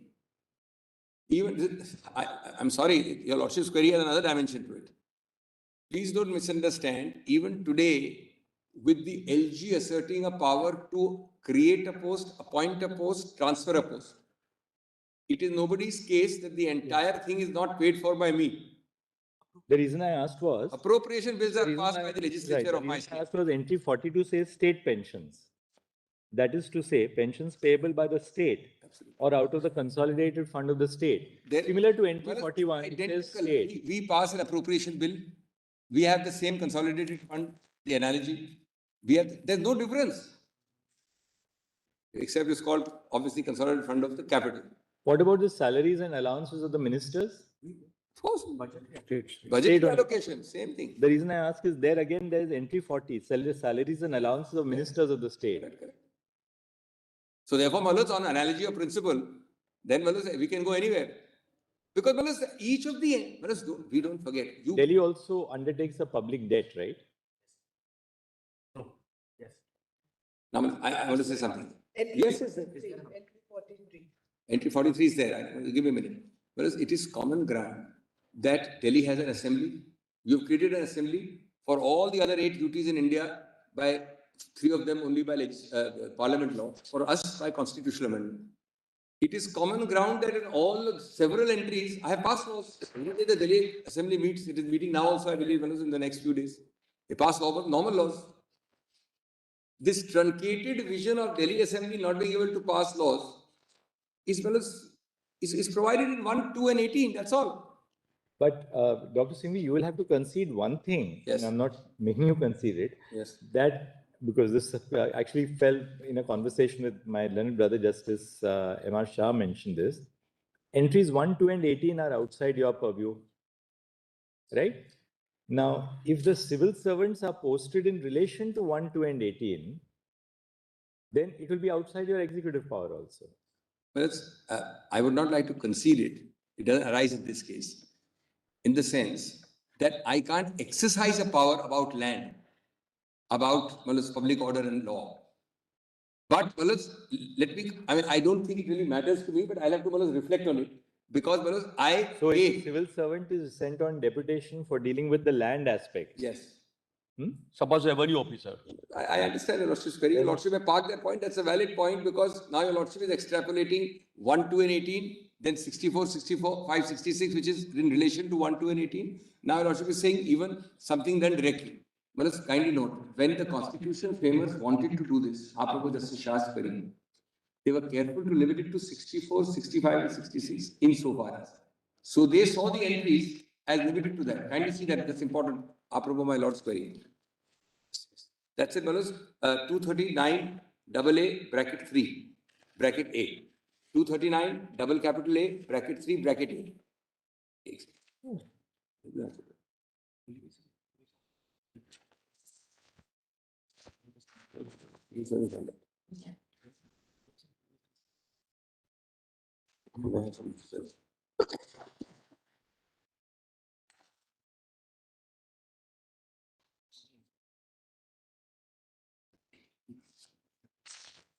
How is, now should we go to the judgment? So, Manoj, Should we go to the NCT judgment? No, I want to finish my 12 points. I'm on the 8th point. Just give me a minute. Now, first thing is I'm only digressing to say, on a theoretical basis, they were conscious of the query raised by my lords. That yes, 1, 2 and 18 can have a penumbra of related things, but we are pointing out in our constitutional text 6, 4, and 64, 65 and 66. It's not general. Because you cannot really say that entry 100. Dr. Singhvi, on a lighter vein, light travels faster than sound. And sound travels faster than a judge's typing. So I'm trying to keep a pace. And I've recorded 5 out of your 7 so far. Now, two have got lost somewhere on the way. You know, come back after something. Between Dwarka and Tilaknagar, it got lost somewhere in one of the turns. Figure recording subsumes. So well, I'll be very quick. Let me itemize. So well, No. What Chief Justice says, don't be too fast. You say you will be too. Oh, I see. I thought my lord is saying to be faster. No. Out of your 8 points, after your 8 points, I've got 5. I'm sorry. I'll not take that. I want to make sure. I want to make sure Lordship has got all the points. That's important. Well, firstly, just to leave it on this point, I'm not giving my points back. Whereas your Lordship's query, please remember, police and public order anyway will go together. Police comes with largely a central government flavor.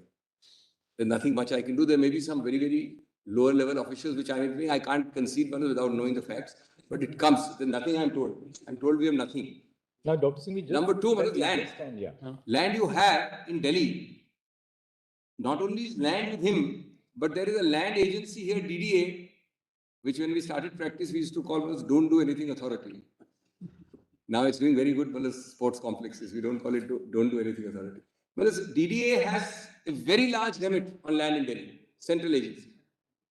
So, where your Lordship's query will arise will be minimalistic, but before I answer it categorically, even for the minimalistic phase, give me the overnight part to reflect on it. But now, just to very quickly itemize and make sure Lordship doesn't LNDO both. LNDO is even equally important for some more valuable land. DDA has got the common land also. Yes. LNDO and what we used to call Nazul land in Delhi. Lordship knows Delhi High Court has dealt with all those cases. Nazul land, again, anyway central government. Nazul in fact means central. The word itself has the origin in central. Now, my points were 1, 246 is what makes 7th schedule. I have not yet shown the 7th schedule. The top line of 7th schedule says bracket article 246. Right. Under 246, it is established from inception that state is not UT. Tomorrow you give your 1 to 12 in a separate page. No, of course I will. But over and above your written submissions, you give on a separate page 12 points which you are certainly. So that we may not miss anything. No, certainly. I'm obliged to do that and I shall do it. Number 2, this position in 246 from inception is fortified by Kanyan's judgment. And further accepted by Lordship's many times, including NDMC, that state is not UT. Third, the effect of this is that you would have to amend the entire schedule to add UT when you created Delhi, unless you used insofar as, That's the third conclusion, sequitur. And in that sense, it is only akin to mutatis mutandis. It is akin to mutatis mutandis. Number 4, I strongly object to this government's interpretation or suggestion that your lordship has got words of limitation. These are words actually of facilitation and expansion. It's just the other way around. And that, according to my reading, is the approach of my Lord Honorable Justice Chandrachud in para 461 to 463. That's the fourth point. That's the fourth point. And of my Lord Chief Justice Mishra, that's the fifth point. In the 5 paras I gave, 04, 219, 222, 224, 245, and 284.14, 15, and 16. The sixth point, which my Lord would have rightly missed out, is arising from Justice Mishra's, but I gave it a separate point. He noted the contention of insofar as directly the same contention. And by not giving relief on that basis, well, it's clear that he negatived it. That's para 39. That's a separate sixth point I made. Para 39 of Chief Justice Mishra's judgment. The seventh point was, Malas, I've taken a lordship through the list halfway through. Conceptually, there is nothing alarming or earth-shattering about list 2, which NCT as a 239 AA UT cannot have.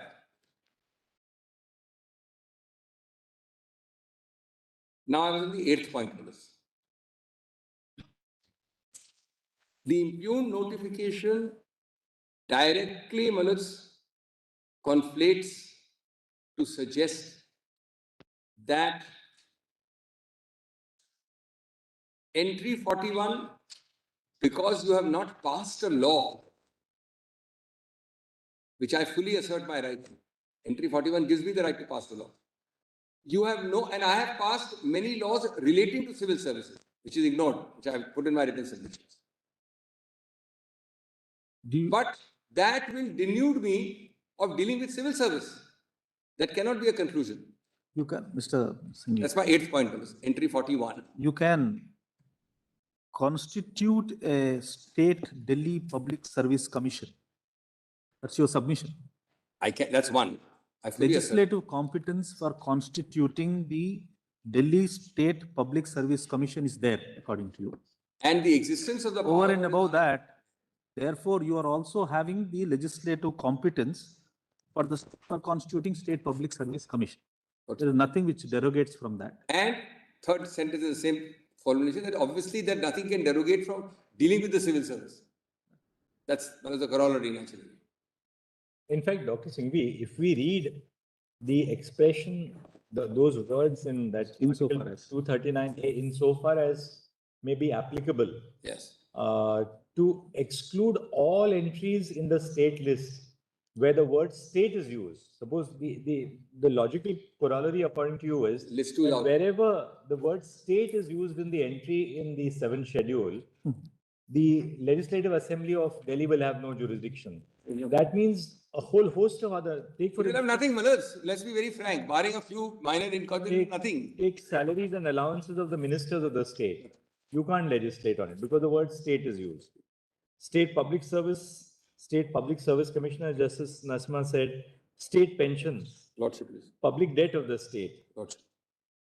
All these things will completely go out of the, and there's nothing intrinsic to show that, you can't legislate on, according to you. And I have given a chart in my written submission, where I have stated all the areas where the word state is used.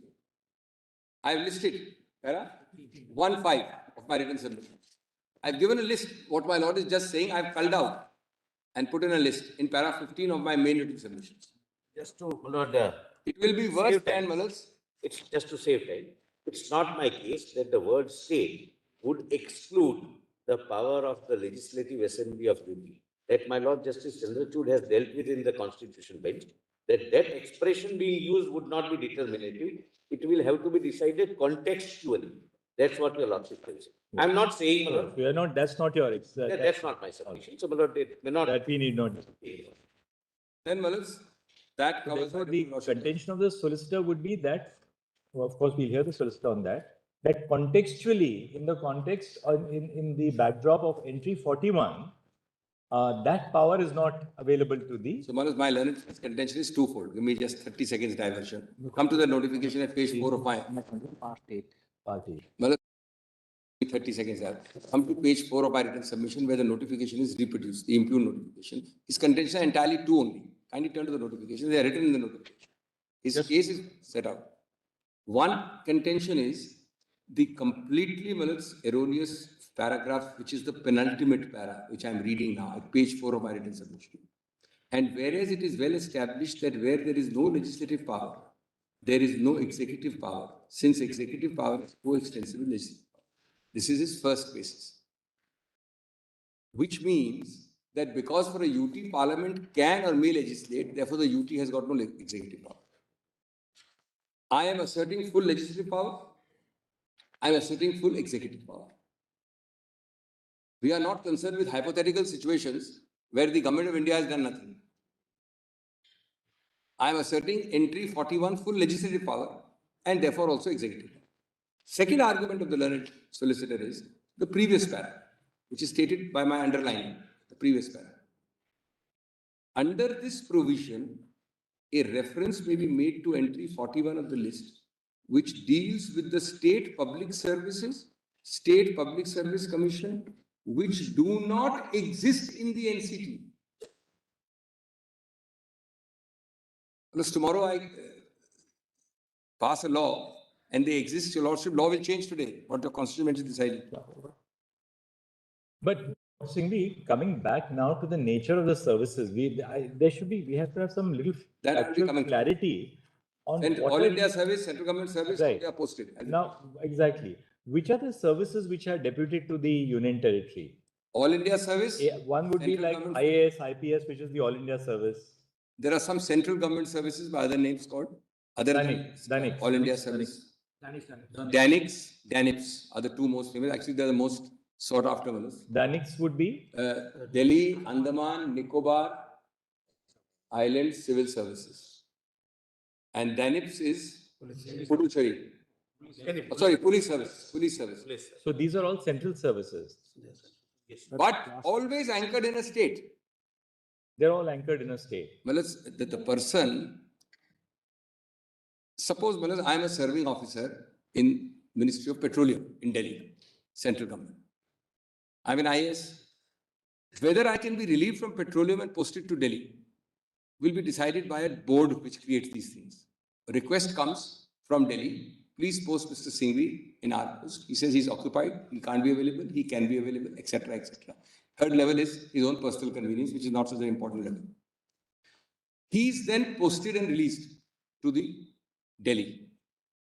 There is a collaborative stage of the central service releasing under a board system. This is happening for the whole country, but it happens to states also. Nothing special. Once he enters Delhi, then where he'll be posted, whether he'll sit as the minister of under the Ministry of Culture or Ministry of Sewerage or Ministry of Water. After 6 months, not finding him suitable for water, he's transferred to sewerage, disciplining him, passing orders, getting the NCT government's policy to clean the Yamuna implemented through him, finding him not suitable and getting it implemented through him. Now tell us one. These are nothing to do with the central government. You are not an officer of the NCT. But Dr. Singhvi, now take a case where a central officer, yes, an IAS or IPS officer is sent on deputation to the state. Yes. Because that's his cadre, so, or her cadre. Now that officer goes to the state of Telangana.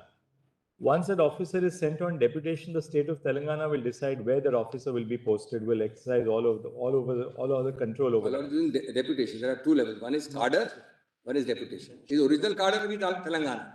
His original cadre has to be a state. Examination. If you are talking of the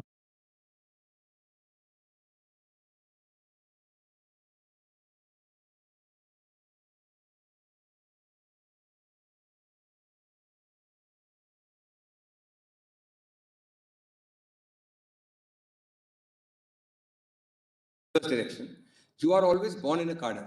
Ultimately, when a lordship fills up the form and has the final exam, you give your choices, cadre 1, cadre 2, cadre 3. You may get third choice, second choice, first choice. Having got choice of Telangana, the cadre state is Telangana. Right. You will then go on deputation anywhere in the country, including the central government. Right. So, but your anchor remains that. Similarly for NCT, people are choosing Danics and Danics. Sorry, not Agbush. The cadre for the center is Agbush. Arunachal Pradesh, that the whole thing. Yes, correct. Because that's the central government service. The other one is UT cadre, they can be transferred Anywhere in the UTs. anywhere in different UTs. so they can go That's the Agmet card. Andaman to Delhi to wherever. Nagar, Haveli, etc. So, but anyway, the point that I'll just finish these points because this is insofar as on the law. The next point is that only. I'll be dealing with this. The simple question is, once you allocate Mr. Singhvi to the NCT, how do you control what Mr. Singhvi, where he's posted, except the government of NCT will control? You have relieved him, but you may not. There are a lot of cases where you can't relieve him. But once he has gone to NCT, where I'll be posted, whom I will report to, who will write my CR, how will I deal with it, 10 times I'll be posted. That has to be, otherwise the implementation of the NCT government will be stopped. Today, all that is happening, the AG says, no, I'll decide all this. Everything. Well, this is a matter of moment because your lordship would have to decide ultimately whether Delhi's running would come to a standstill on every petty issue. Which is happening when your lordship, all of us are disturbed. We see the press everywhere. I may be a penny here or there, doesn't matter. There's a stalemate. Well, there's a saying in Hindi, Ek myan mein do talwar. Exactly. Two swords in one scabbard. Well, how can you conceive of a duality of a power structure within the state? And your lordships are more experienced because even we as the officers have had government servants. The moment the government servant knows that the boss to whom he is reporting can do nothing about it, your lordship cannot deal with a clerk with great respect. Your lordship deals with this everyday situations, whether as high court judges or as district judges or as law officers. How does your lordship deal with a man who knows that, look, my master is there or somebody else? I may not report to you, I may report to him first, I may give you half information, I may be delayed, etc. We'll see. It's chaos. But let me finish my conceptual point because when I show the material on these 12 points, your lordship will be very interested in a minute. So, I've done, I think, 8 or 9, depending on what is noted. Well, one more point, 9th or 10th. 9th. Technically, this means, when I read 368 of our constitutional amendment says that if you touch any of the lists, because touching a list, 2 and 3 directly impinge on states. 1, if you enlarge, may impinge on a state. Suppose I add an entry to 1. So for all 3, you need 2/3 in parliament plus 50% of the states must consent. Without insofar as you'll have to amend the list. 7th schedule list 2. With 50% consent of states and 2/3 of parliament.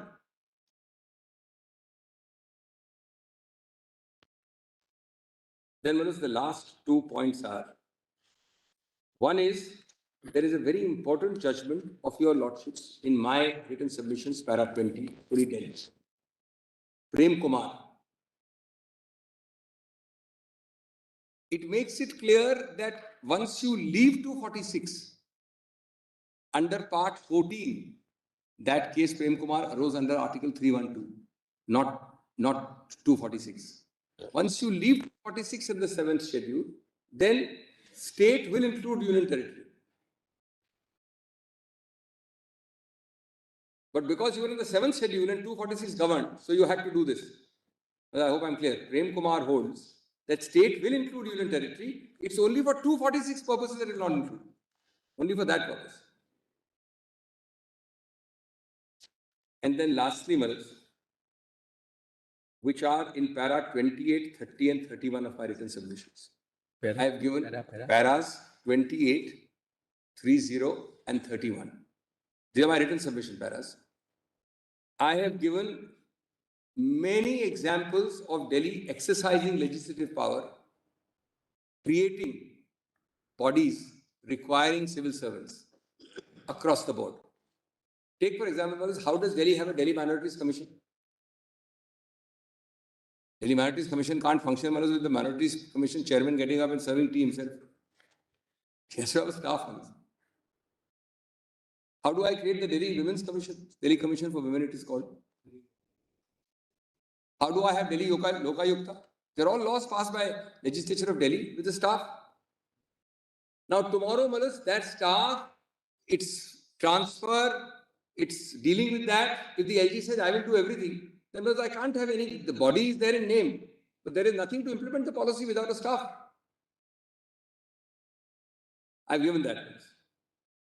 Now let me go in quick succession rather than that sequence. I think it's by 11, 12 points. Let me just quickly show it. It won't take time now. Only the paras of the judgment have to be there. First turn to 246. 246.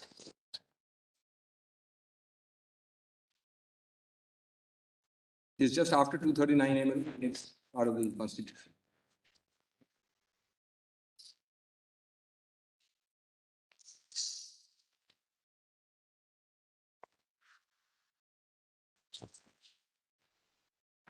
And your Lordship will see it in the context of 7th schedule.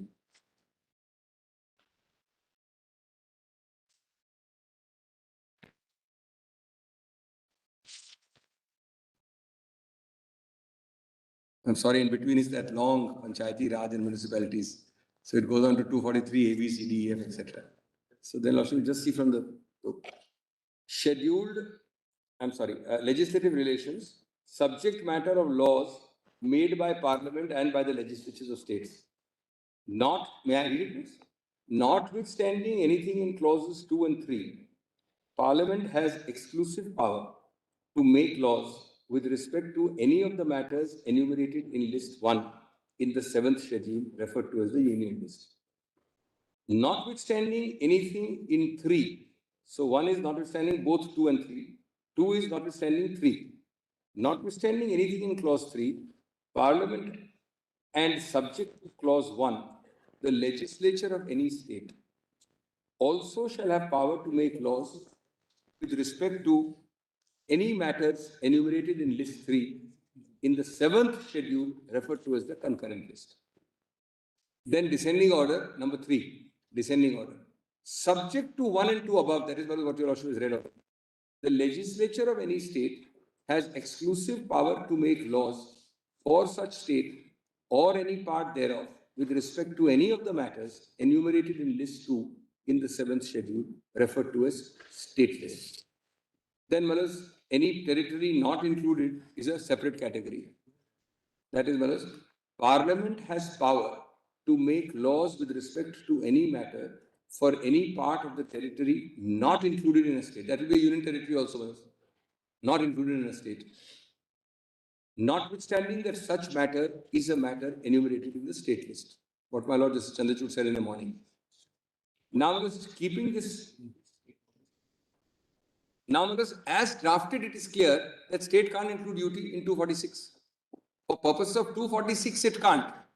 If 246 says India is state A, state B, state C. Parliament has power in 1, state has power in 2, and both have power in 3. And then apart from state A, state B, state C, there are territories not part of any state. That also Parliament has full power. So clearly, whether the state and the UT are mutually non-intersecting circles. That's the way 246 is drafted on the face of it, on the text alone. You don't need law for that. Now see 7th schedule. Non-intersecting, mutually non-intersecting circles. Schedule 7, see the first line. It is frequently forgotten. That's how 7th schedule. First line. Only the first line above union list. Bracket article 246. Therefore, for 246 and for 7th schedule, state can never be UT or vice versa.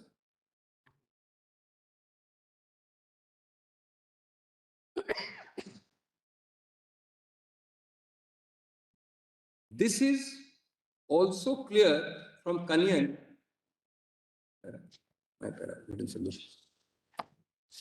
I'm just repeating something which is obvious, but I will finish this first before I come to your Lordship's paras. I will finish and quoted it. Have we quoted it?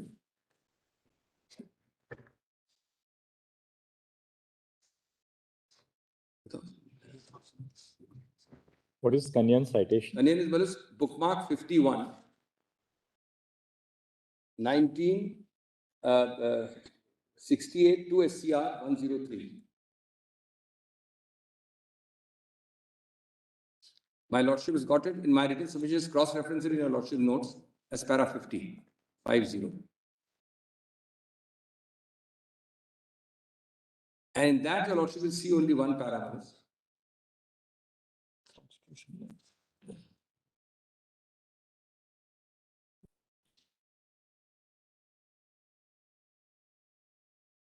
Just see one para.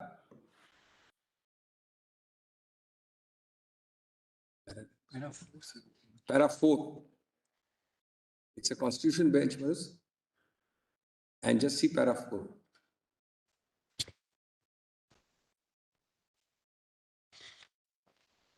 Parliament has plenary, this is only restricted to 246. Well, if the Lordship is using the soft copy, it's page 4138. 4138. Convenience volume 1. Convenience volume 1, number 1. Parliament has plenary power to legislate, may I read, for the union territories with regard to any subject. With regard to UTs, there is no distribution of legislation. 246(4) enacts that Parliament has power to make laws with respect to any matter or any part of the territory of India, not included in the state, notwithstanding such matter as a matter elementary state laws. RK Union, it was pointed out that having regard to 367, the definitions of state in 358, 3(58) of General Clause that applies to the interpretation of the Constitution, unless there is anything repugnant. Under that definition, the expression state, as respects any period after the commencement of the Constitution, quote, shall mean a state specified in the first schedule and shall include a union territory, unquote. But the inclusive definition is repugnant to the subject and context of Article 246. There the expression states means the state specified in the first schedule. There is a distribution of legislative power between Parliament and the legislatures of the states. Exclusive power to legislate with respect to the matters enumerated in the state list is assigned to the legislatures of the states established by Part 6. There is no distribution of legislative power with respect to UTs. That is why Parliament is given power by 246(4) to legislate even with respect to matters enumerated in the state list. If the inclusive definition of state in 3(58) of the General Clause Act were to apply to 246(4), Parliament would have no power to legislate for the UTs with respect to matters enumerated in the state list. And until a legislature empowered to legislate on those matters is created under 239A for the UTs, there would be no legislative competent to legislate on those matters. Moreover, for certain territories such as Andaman and Nicobar, no legislature can be created in 239A, and for such territories there can be no authority competent to legislate with respect to matters enumerated in the state list. Such a construction is repugnant to the subject and context of 246. It follows that in view of 246(4), Parliament has plenary powers to make laws for union territories on all matters. Parliament can by law extend the Income Tax Act to union territory with such modifications as it thinks fit. President, the exercise powers under 240 can make regulations which have the effect and force and effect as an act of Parliament which applies to that territory. The President can therefore by regulation made under 240 extend the Income Tax Act to the territory, etc. Now, this would have required an amendment to every entry which you wanted to apply to NCT under 239AA had this position remained. Now, may I just first go to the two paras of the judgments of my Lord Justice Chandrachud and my Lord Chief Justice Mishra, and then come back to my other. Please turn to my Lord Justice Chandrachud's judgment 461. 461. Convenience compelled. That is the 2018 Constitution Bench. Page number? 4647. 46? 59.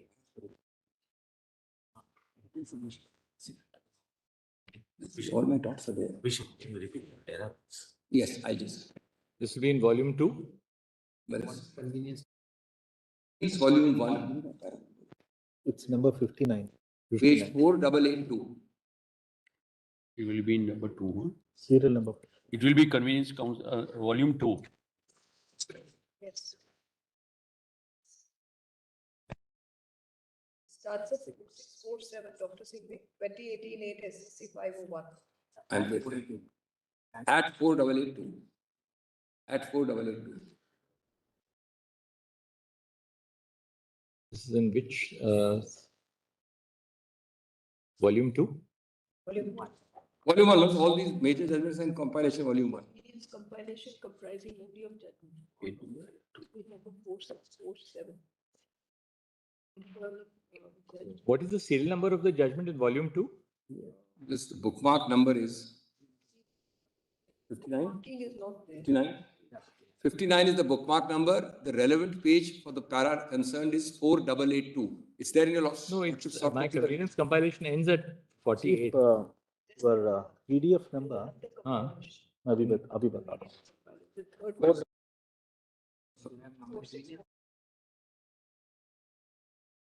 The first one. The Lordship will number it first if it is not numbered. Try PDF 4879. 4879. 4879 PDF number. I think so, if I'm not wrong. Oh, 4647.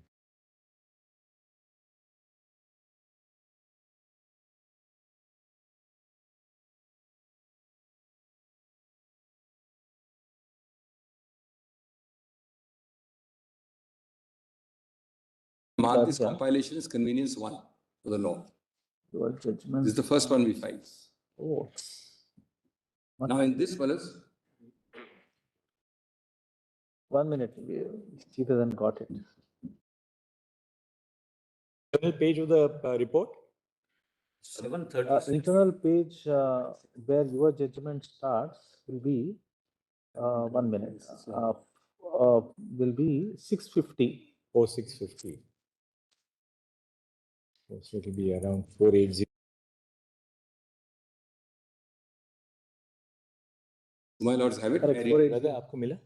It is at 796.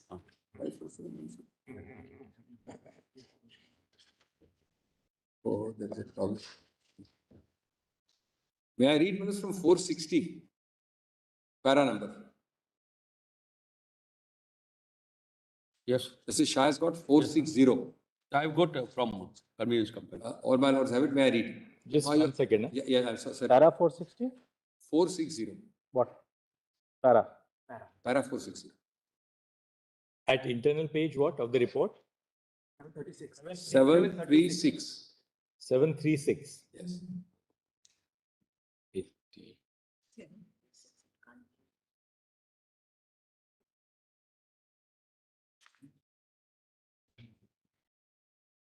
$463, right? 460. 460. 460 is the para. Yes, para number. Para number. At page 736. Yes. 4886. No, I haven't got it. The one I'm referring to. So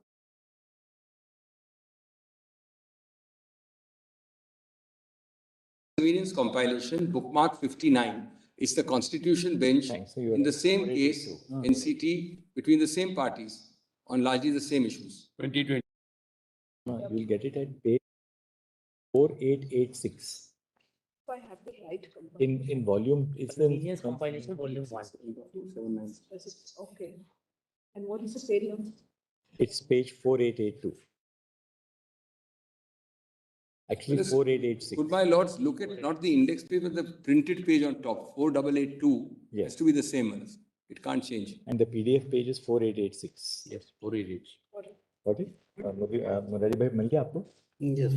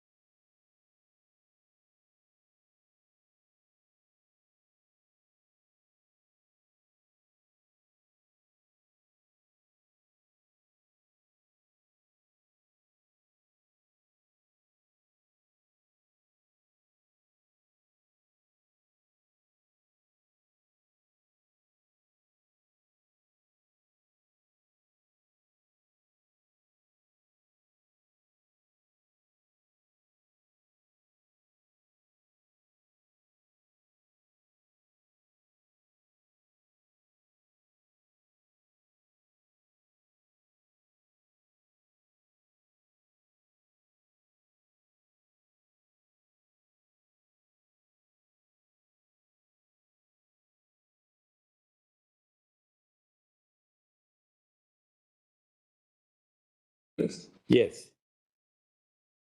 Actually, when there's 4882 big print on top is the correct page, but your lordship is adding 4 pages of the index. So For it the becomes PDF. 4886. Therefore, Malas, it's matching. It's matching. May I read, Malas? So, most important is my lord's title at page 4882 is insofar as any such matter. My lord addresses the. Now may I read? In the state list and the concurrent list of the 7th schedule, there are numerous entries which use the expression state. These entries are illustratively categorized below. So this point is when I don't understand how they can again revisit this. Libraries, museum, etc., controlled by the state. My lord italicizes it.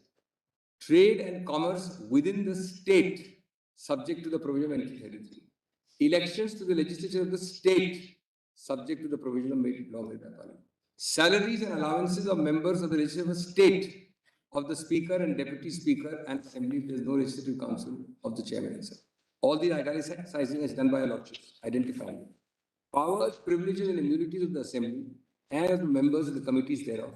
And if there is a legislative council, of that council and of the members and the committees thereof, enforcement of attendance of persons for giving evidence or producing documents before committees of the legislature of the state.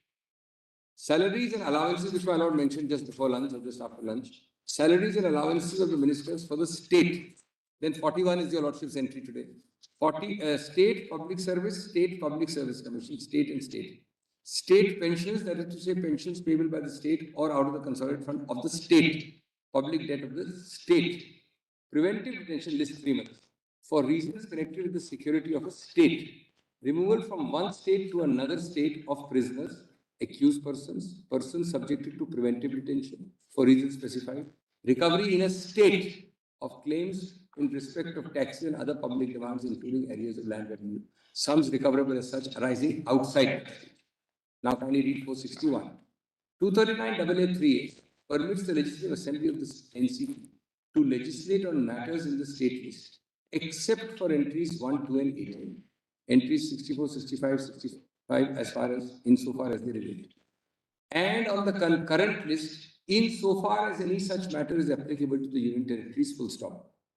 In forming an understanding of these words of 239AA3A, it has to be noticed that since the decision in Kanyan, right through to the 9-judge decision in NDMC, and Kanyan was reaffirmed in NDMC also, it has been held that the expression state in 246 does not include a union territory. But how many times are you to revisit this proposition? Just because it doesn't suit the government of India? My lord has spent time. The expression insofar as any matter is applicable to union territories cannot be construed to mean that the Legislative Assembly would have no power to legislate on any subject in the state or concurrent list merely by use of the expression state in that particular entry. This is the exact contention I am making a respectful submission on. This is not a correct reading of the above words. As we see below, that is not how Parliament is construed. Section 7.5 of the NCT Act provides that salaries of the Speaker and Deputy Speaker of the Assembly may be fixed by the Assembly by law. 19 provides that members of the Assembly shall receive salaries and allowances as determined by the Legislative Assembly by law. 43.3 similarly provides that salaries and allowances of ministers shall be determined by the Legislative Assembly.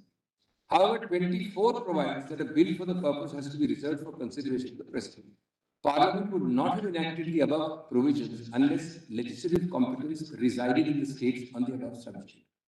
Parliament would not have enacted the above provisions until legislative competence resided. A very, very important sentence.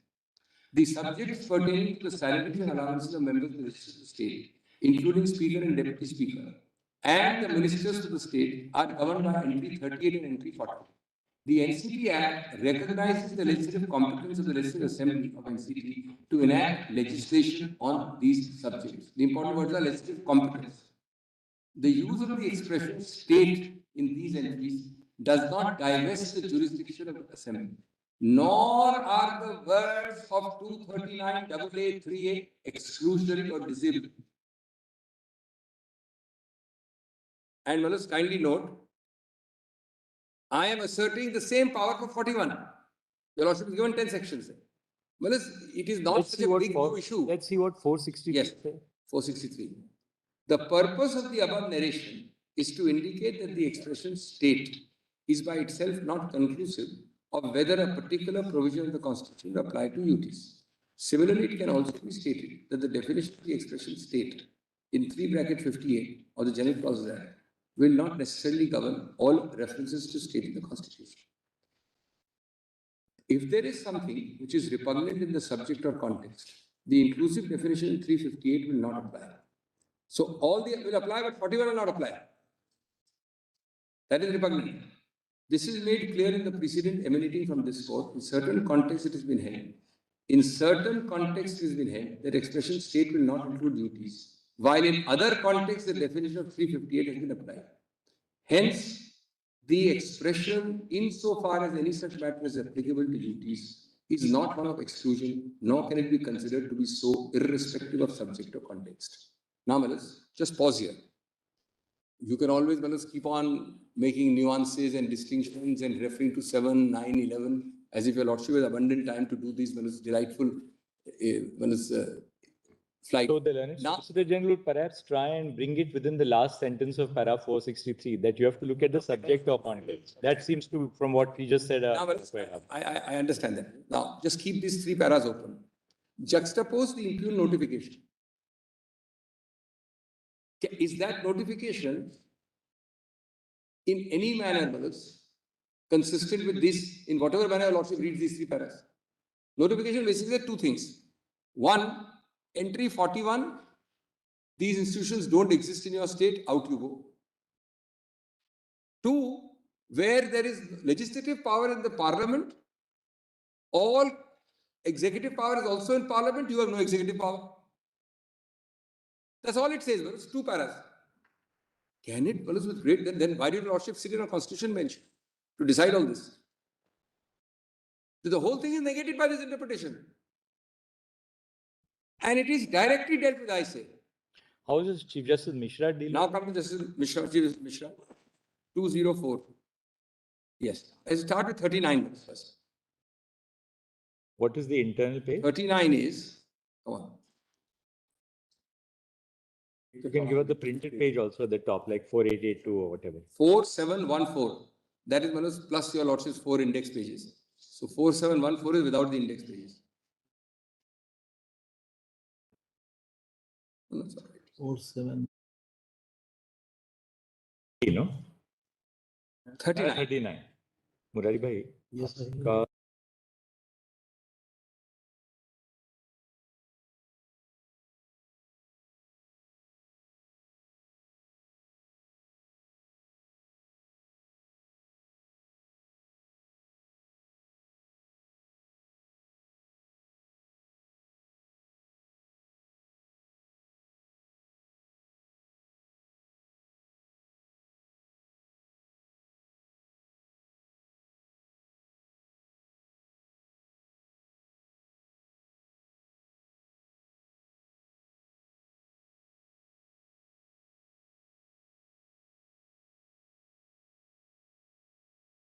Six eight.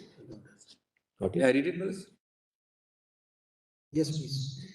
The respondents also contend that although 239AA, this is a direct contention in the other case. The respondents are the Government of India.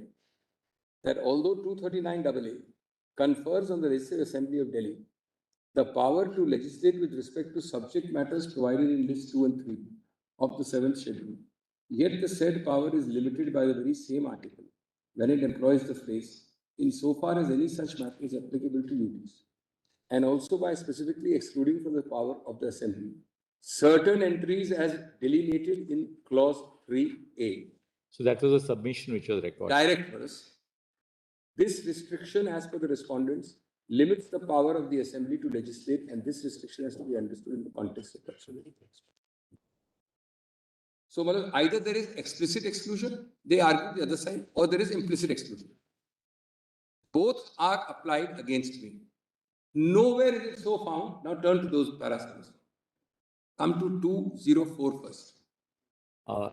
Page, the running page in your copy. This is 4769, internal pages 623.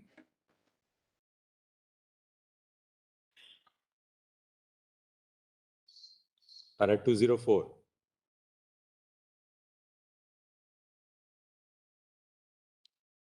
Para 204, right? Yes, 204. Drawing an analogy while interpreting the provisions of 239(3)(a) and 239(4) would reveal that the executive power of the government of NCT is coterminous with the legislative power of the Assembly, which is envisaged in AA3 and which extends over all but three subjects, kindly mark this, which extends over all but three subjects in the state list and all subjects in the concurrent list. And thus 239(4) confers executive power on the Council of Ministers over all those subjects for which Delhi Legislative Assembly has legislative power. This can't stand, Manoj, with the notification. This can't. Now come to Manoj 219, which is 2 pages later. It is the pages 4772. Internal page is 626.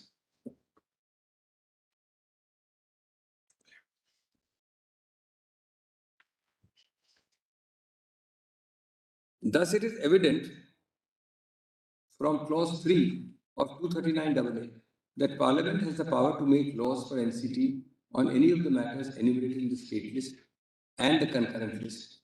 And at the same time, the Assembly of Delhi also has legislative power with respect to matters enumerated in the state and concurrent list, except matters with respect to entries which have been explicitly excluded. Very clear. 1, 2, and 18. Now come to para 222. A conjoined reading of 3A and bracket 4 reveals that the executive power of the NCT is coextensive with the legislative power of the Assembly, which is envisaged in 3 and which extends over all but 3 subjects in the state list and all subjects in the concurrent list. So all is repeated. All but 3.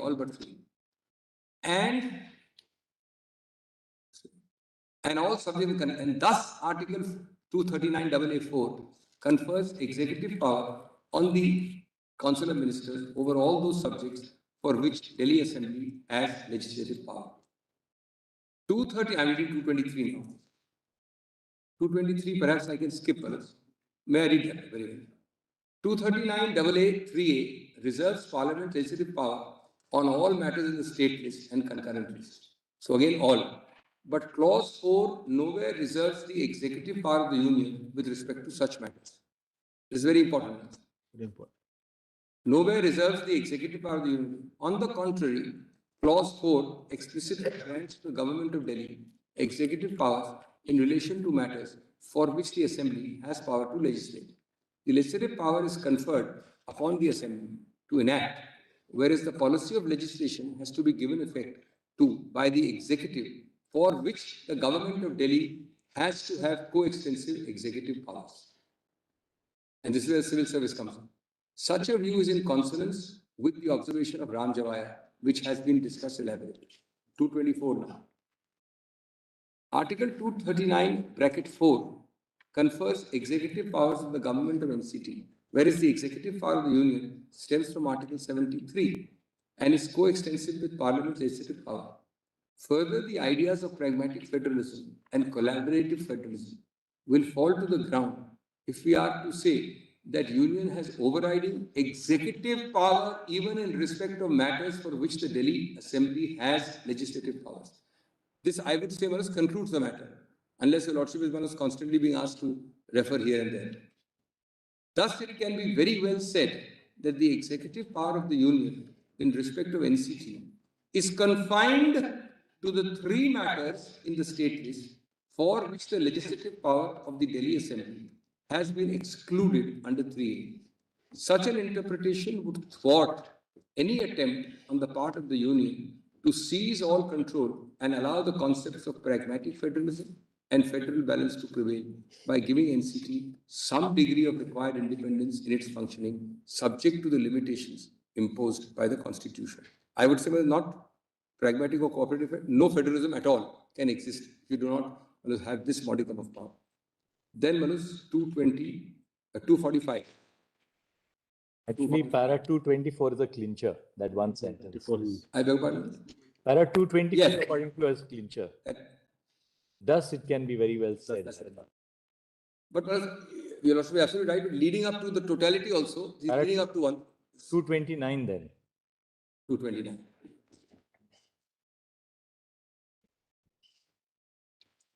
The counsel for the respondents has sought to impress upon us, upon this court, that the term any occurring in the proviso to clause 4 should be given widest import. Now, this is not relevant because this is that disagreement on any matter. That also is, he says any will mean every or anything. That also should be given widest import in order to include everything which is ambit, and for the said purpose, reliance has been placed upon tej current. It has been highlighted in the earlier part of the judgment that while interpreting a constitutional provision, construing the meaning of specific words occurring in a constitutional provision, the court must read the same in a context in which the words occur by referring to the annexing words of the said provision, and also bear in mind the concept that we have adverted to. As regards the importance of context while deciphering the true meaning and interpretation, Austin made the following. When I say the word any in a statute, I immediately know it is unlikely to mean anything in the universe. Rather well put ones. Any will have a limitation on it depending on the context. When my wife says there isn't any butter, I understand that she's talking about what is in our refrigerator, not in the whole world. Very well put, I think. We look at the context over and over in life and in law. Whereas 244 will suffice unless I'm happy to read anything else, but 244 now. And then 245 after that. 244 is at Manus page 4780, internal page 634.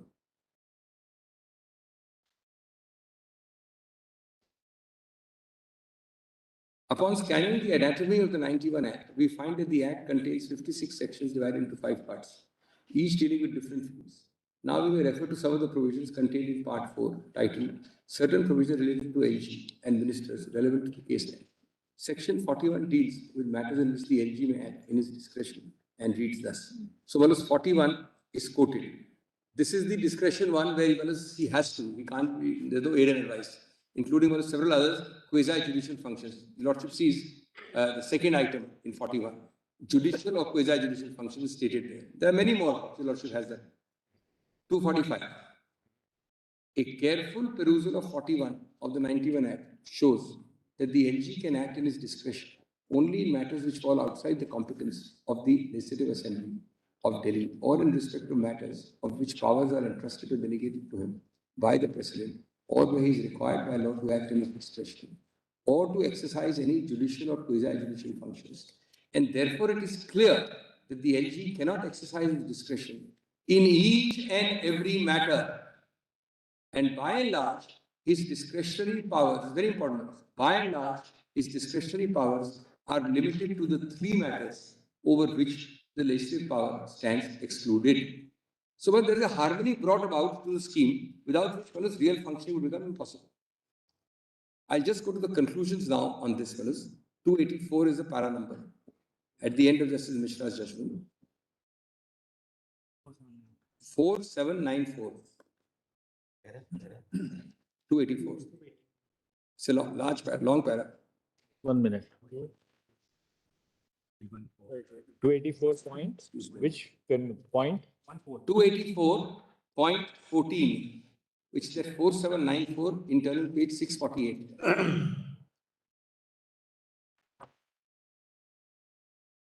Three of these paragraphs, 14, 15, and 16.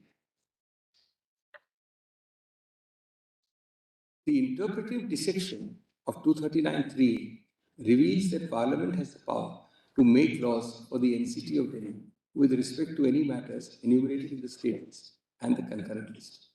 At the same time, the Legislative Assembly of Delhi also has the power to make laws over all those subjects which figure in the concurrent list and all but 3 excluded subjects in the state list. All but 3. Then minus 284. A conjoined reading of clauses 3A and 4 divulges that the executive power of the government is coextensive legislative power of the Delhi Assembly, And accordingly, the executive power of the Council of Ministers of Delhi spans over all subjects in the concurrent and all but 3 excluded subjects in the state list. However, if Parliament makes law in respect of certain subjects falling in the state list or the concurrent list, the executive action of conform is obvious. You can't have an acting contrary to a Parliament. That is now 16. As a natural corollary, very important. It's about, again, in this aspect of nature. Para 284.16. As a natural corollary, the Union of India has exclusive executive power with respect to NCT relating to the 3 matters in the state list, respect of which the power of the Assembly has been excluded. In respect of other matters, the executive power is to be exercised by the government of NCT. This, however, is subject to the proviso to 4, which is reference to the President of India. Not in every matter, but in important matters. Definitely. Such an interpretation would be in consonance with the concept of pragmatic federalism and federal balance by giving the government of NCT some required degree of independence subject to the limitations imposed by the Constitution.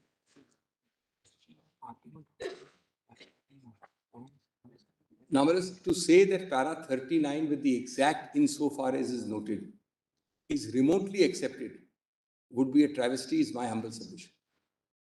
To suggest that insofar as, which is the heading of Justice Chandrachud's judgment, accepts any of the elements in the notification included, would again be equally a travesty, is my humble and respectful submission. And Manoj, it is not fair, least of all for the government, is doing nothing but a second attempt. So basically, the 2 judgments indicate that the executive power of the state, the GNCTD, extends to all subjects in the state list and the concurrent list, except the 3 excluded subjects. And likewise, the mirror image is that the executive power of the union extends only to the 3 excluded subjects of. And one more sentence, I'm grateful. That's and exactly 64, 65 and one more sentence. The legislative power of the state also remains in all these lists except the 3. Because we have an assembly. You created, there's no point of creating Delhi without the assembly. It's passing laws everywhere.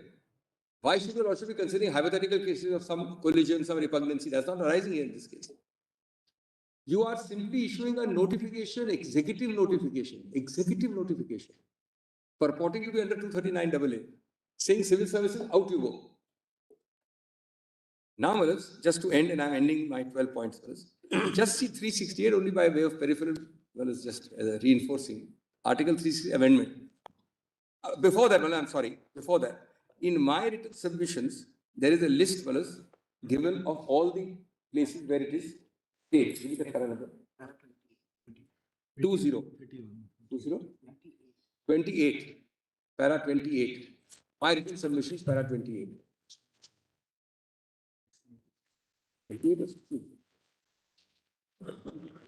NCT is 28. NCT is 28. May I read 28 first? You are 28. My written submission 28. Page Not 22. Page 22. Page 22. I'm grateful. Justice Murari has got it? Yes.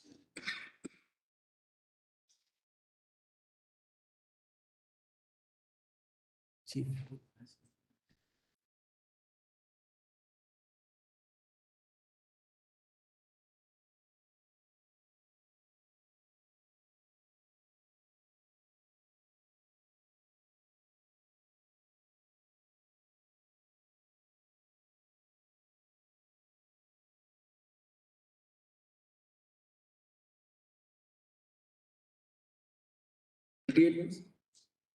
Yes. 28 is specific to NCT. In the case of NCT, there are a large number of enactments passed by the Delhi Assembly that contain provisions which deal with the creation of posts and conditions. All these laws are passed under 41. What you are saying is something very strange. You, the government of India, are saying that law creating a state commission is not passed. All these laws are passed only relative to 41 only. Kindly see. A list of these enactments, there are many more. I have given a sample list of them. 1. All are 41 enactments. The Delhi Fire Services Act was enacted in 2007. But each of these I will be showing some sections, maybe tomorrow, very briefly. 6, 7, 8, 10, 11, 14, 16 and 63.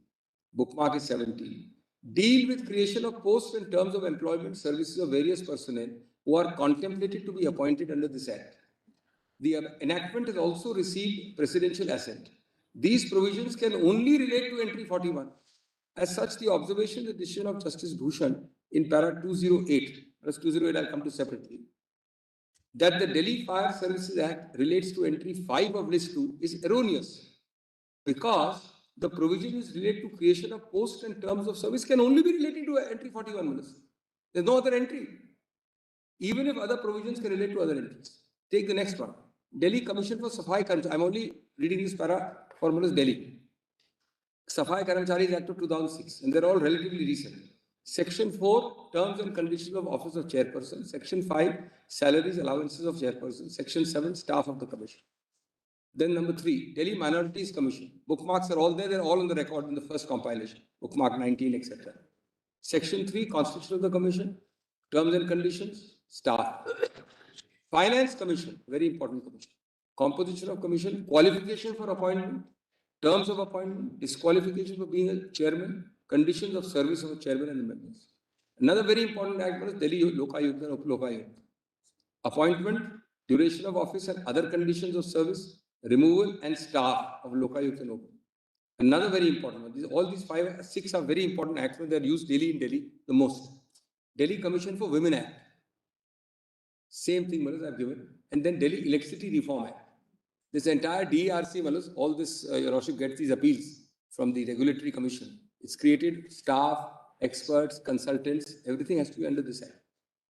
Then, Malas, para 29, the provisions indicated in the above enactment, many of which have also received presidential assent, leave no doubt that entry 41 is not just available to Delhi Assembly, but many legislations have been passed in exercise of it.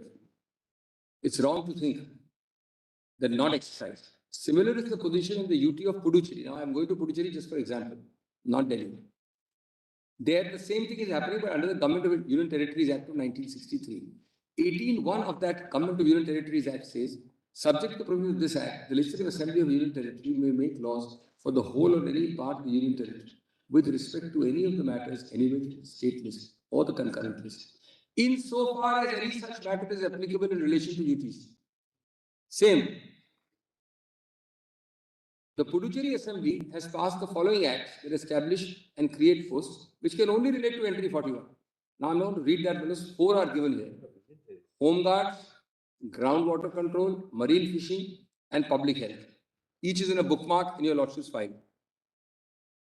30. In fact, it is unimaginable that a UT with legislature will not have available to itself entry 41, as that power is absolutely essential for effective service, exercise of almost each and every other power that is relatable to various other countries. Then the third example is Jammu and Kashmir. It's very recent. The recently enacted J&K, etc., Act of 2019 that has created the UT of Jammu and Kashmir, a common entity. This enactment is pending challenge before this court on other grounds. Establishes a legislature for the Union Territory of J&K under the Act, and under entry section 32 empowers it to enact any law in respect of list 2 and list 3 except entries 1 and 2. Same thing, except 18 is not there, 1 and 2. Similar structure. This is a bookmark. Same entry, section 32 I have quoted, same insofar as any such matter is applicable in relation. I have highlighted it. Para 32. The provision as to services has been made in part 18 of the Act, and the relevant sections in this respect are, now these are sections in part 18 of that Government of UT's Act, right? Sorry, Jammu and Kashmir Act, 2019 Act. Provision relating to other services. Every person who immediately before the appointed day is serving on substantive basis in connection with the affairs of the existing state of J&K shall, on and from that day, provisionally continue to serve in connection with the affairs of the UT of Jammu and Kashmir and UT of Ladakh by general or special order of the LG. Then 2, as soon as maybe after, this also takes care of my Lord's query, other UTs were mentioned. Insofar as with other UTs, they are all the other UTs. As soon as maybe after the appointed day, the Lieutenant Governor of J&K shall by general or special order determine the successor UT to which every person referred to in subsection 1 shall be finally allotted after consideration of option received by seeking option from the employees and the date with effect for which such allotment shall take effect or be deemed to have effect. Then subclause 3. Every person who is finally allotted under the provision of subsection 2 to a successor UT shall, if he is not already serving therein, be made available for serving in the successor UT from such date as may be agreed upon between the government of the successor UT of J&K or in default of such agreement as may be determined by the central government. So well, all these are services in the union territory of the union territory. Not in Puducherry, not in J&K, not in Delhi is anything different. Well, it's 90 and 91. 90 and 91, then I'll go to para 15 years. Other provisions relating to services. Nothing in this section or in 89 shall be deemed to affect on or after the appointment. The operation of the provisions of Chapter 1 of Part 14 in relation to determination of the conditions of service of persons serving in connection with the affairs of the union or the UT. So, one is union or any UT. And Part 14 is mentioned there specifically. Then there is 2A. All services prior to the appointed day rendered by a person, if he is deemed to have been allocated to any UT under 89, shall be deemed to have been rendered in connection with the affairs of that UT. Then there is 91. Provision as to continuance of the office in the same post. Every person who immediately before the appointed day is holding or discharging the duties of any post or office in connection with the affairs of the existing state of jail, or in any area which on that day falls within the successor union territory, shall continue to hold the same post or office in that successor UT and shall be deemed to have been duly appointed to that office by the government of the successor union territory. I won't read all of this. This is showing the Public Service Commission provisions. Well, what is the point in all this? Just come to 33. Well, 93 is clear. It provides for provisions as to state public service commissions. Come to para 33. The above provisions in particular are 1. Services, show the parliamentary understanding that there can be services of a union territory. This is the point, this is my conclusion. You are not serving in the air, and you are certainly not serving the central government. You are serving in Ladakh, in J&K, in Puducherry, in Delhi. That such services of a UT are envisaged in Part 14 of the Constitution. And that a UT can have its PSC. That's the last provision in J&K. These three are very important takeaways in my humble respective solution. It is evident that Parliament has exercised this power, in particular the power to create services and a public service commission for the UT of J&K under entry 41, nowhere else. Thus, provision of this Act authoritatively disproves the argument that entry 41 is not available to UTs. Well, all these UTs are exercising power under what? With deepest respect, under what are they? They are lawless completely. The only power is 41. There's no other power. And 41 is the one plucked out in a constitutionally created legislature of Delhi. Well, I have given examples of J&K, of Puducherry and others who are not even constitutionally created. By a notification, you have plucked out the power from a constitutionally created NCT legislature. They're all exercising 41 only. Every act up till now I've cited is 41, nothing else. Para 35. Thus, all the three UTs with the legislature, NCT of Delhi, Puducherry and Jammu and Kashmir. If I want to add a value judgment, the others are not constitutionally ordained. I am constitutionally ordained. Have available entry 41. The only difference is that while the power for NCT flows from 239 of the Constitution itself, in the case of Puducherry, it flows from section 18 of the Government of UTs Act, and in the case of J&K, from the 2019 reorganization.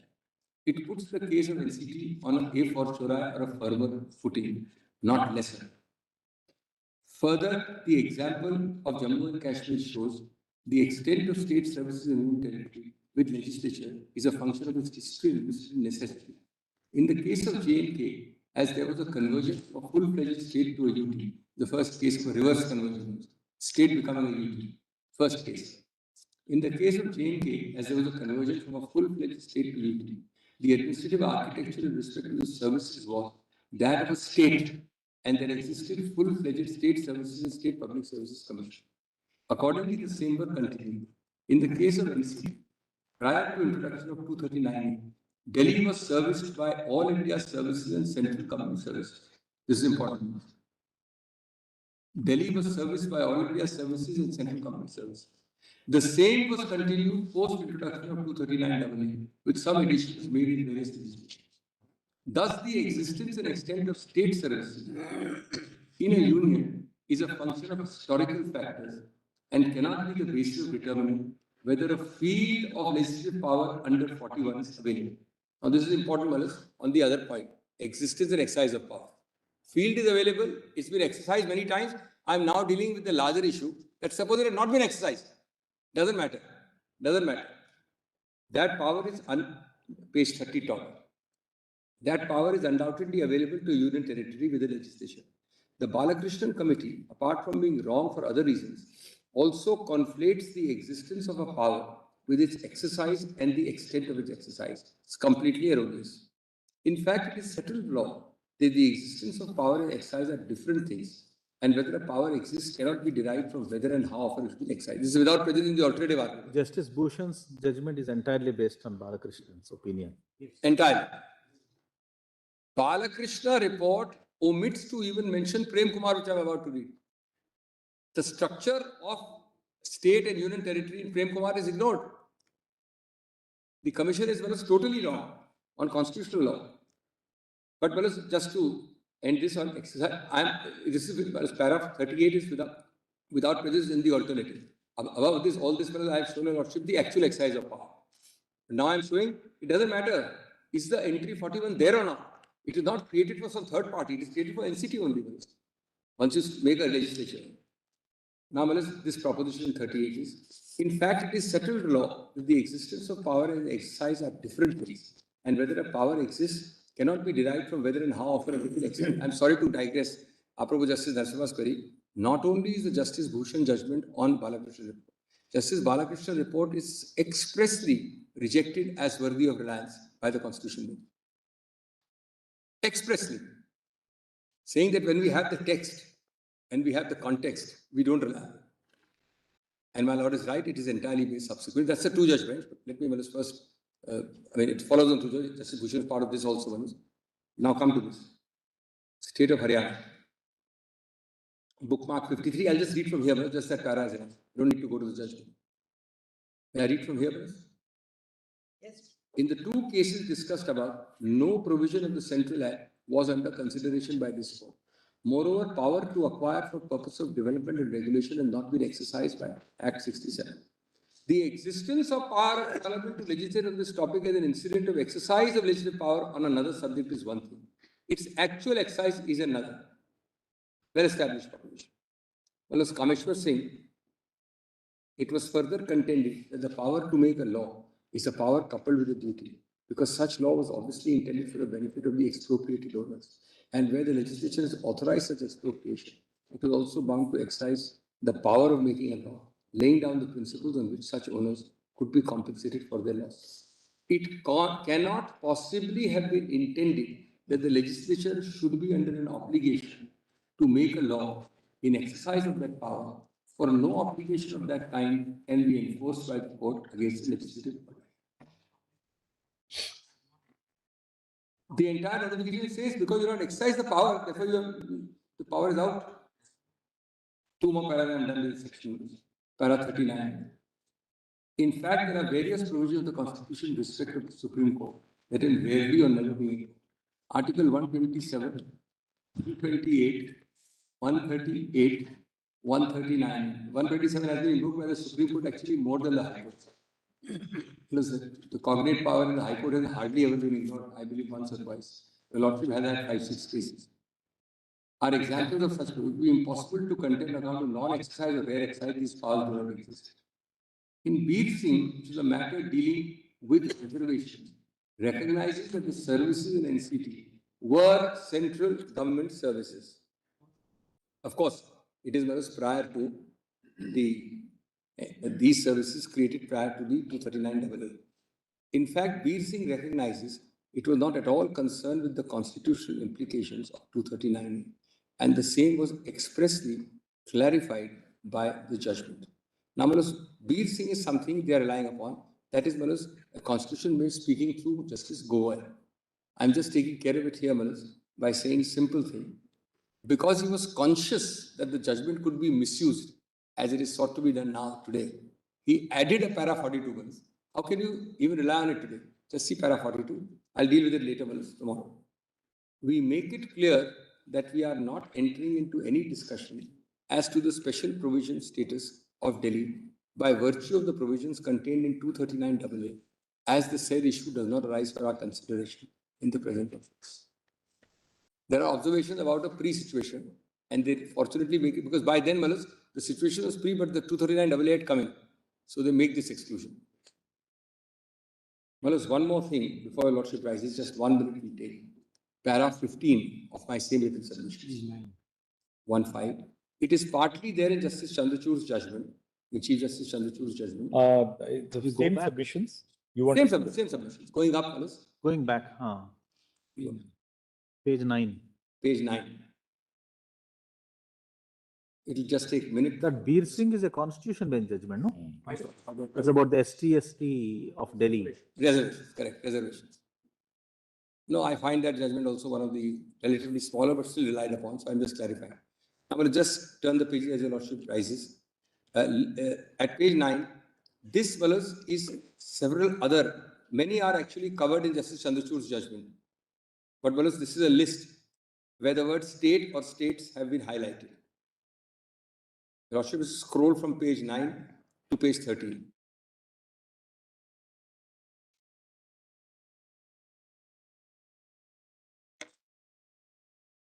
I'll just show 368 in passing tomorrow and Prem Kumar, and this point will be over.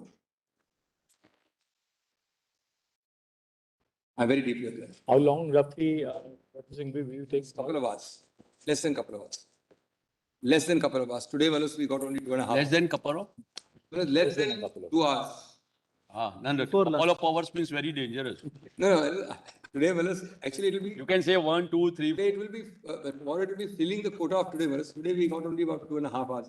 So possibly by about 12 o'clock you'll be done tomorrow? 2 hours I'll try and wind up. 2 hours, okay. You can come 15 minutes late because we'll have a little mentioning, 10 minutes or 12 minutes of mentioning. I'm obliged. So deeply obliged. Deeply obliged. Obliged.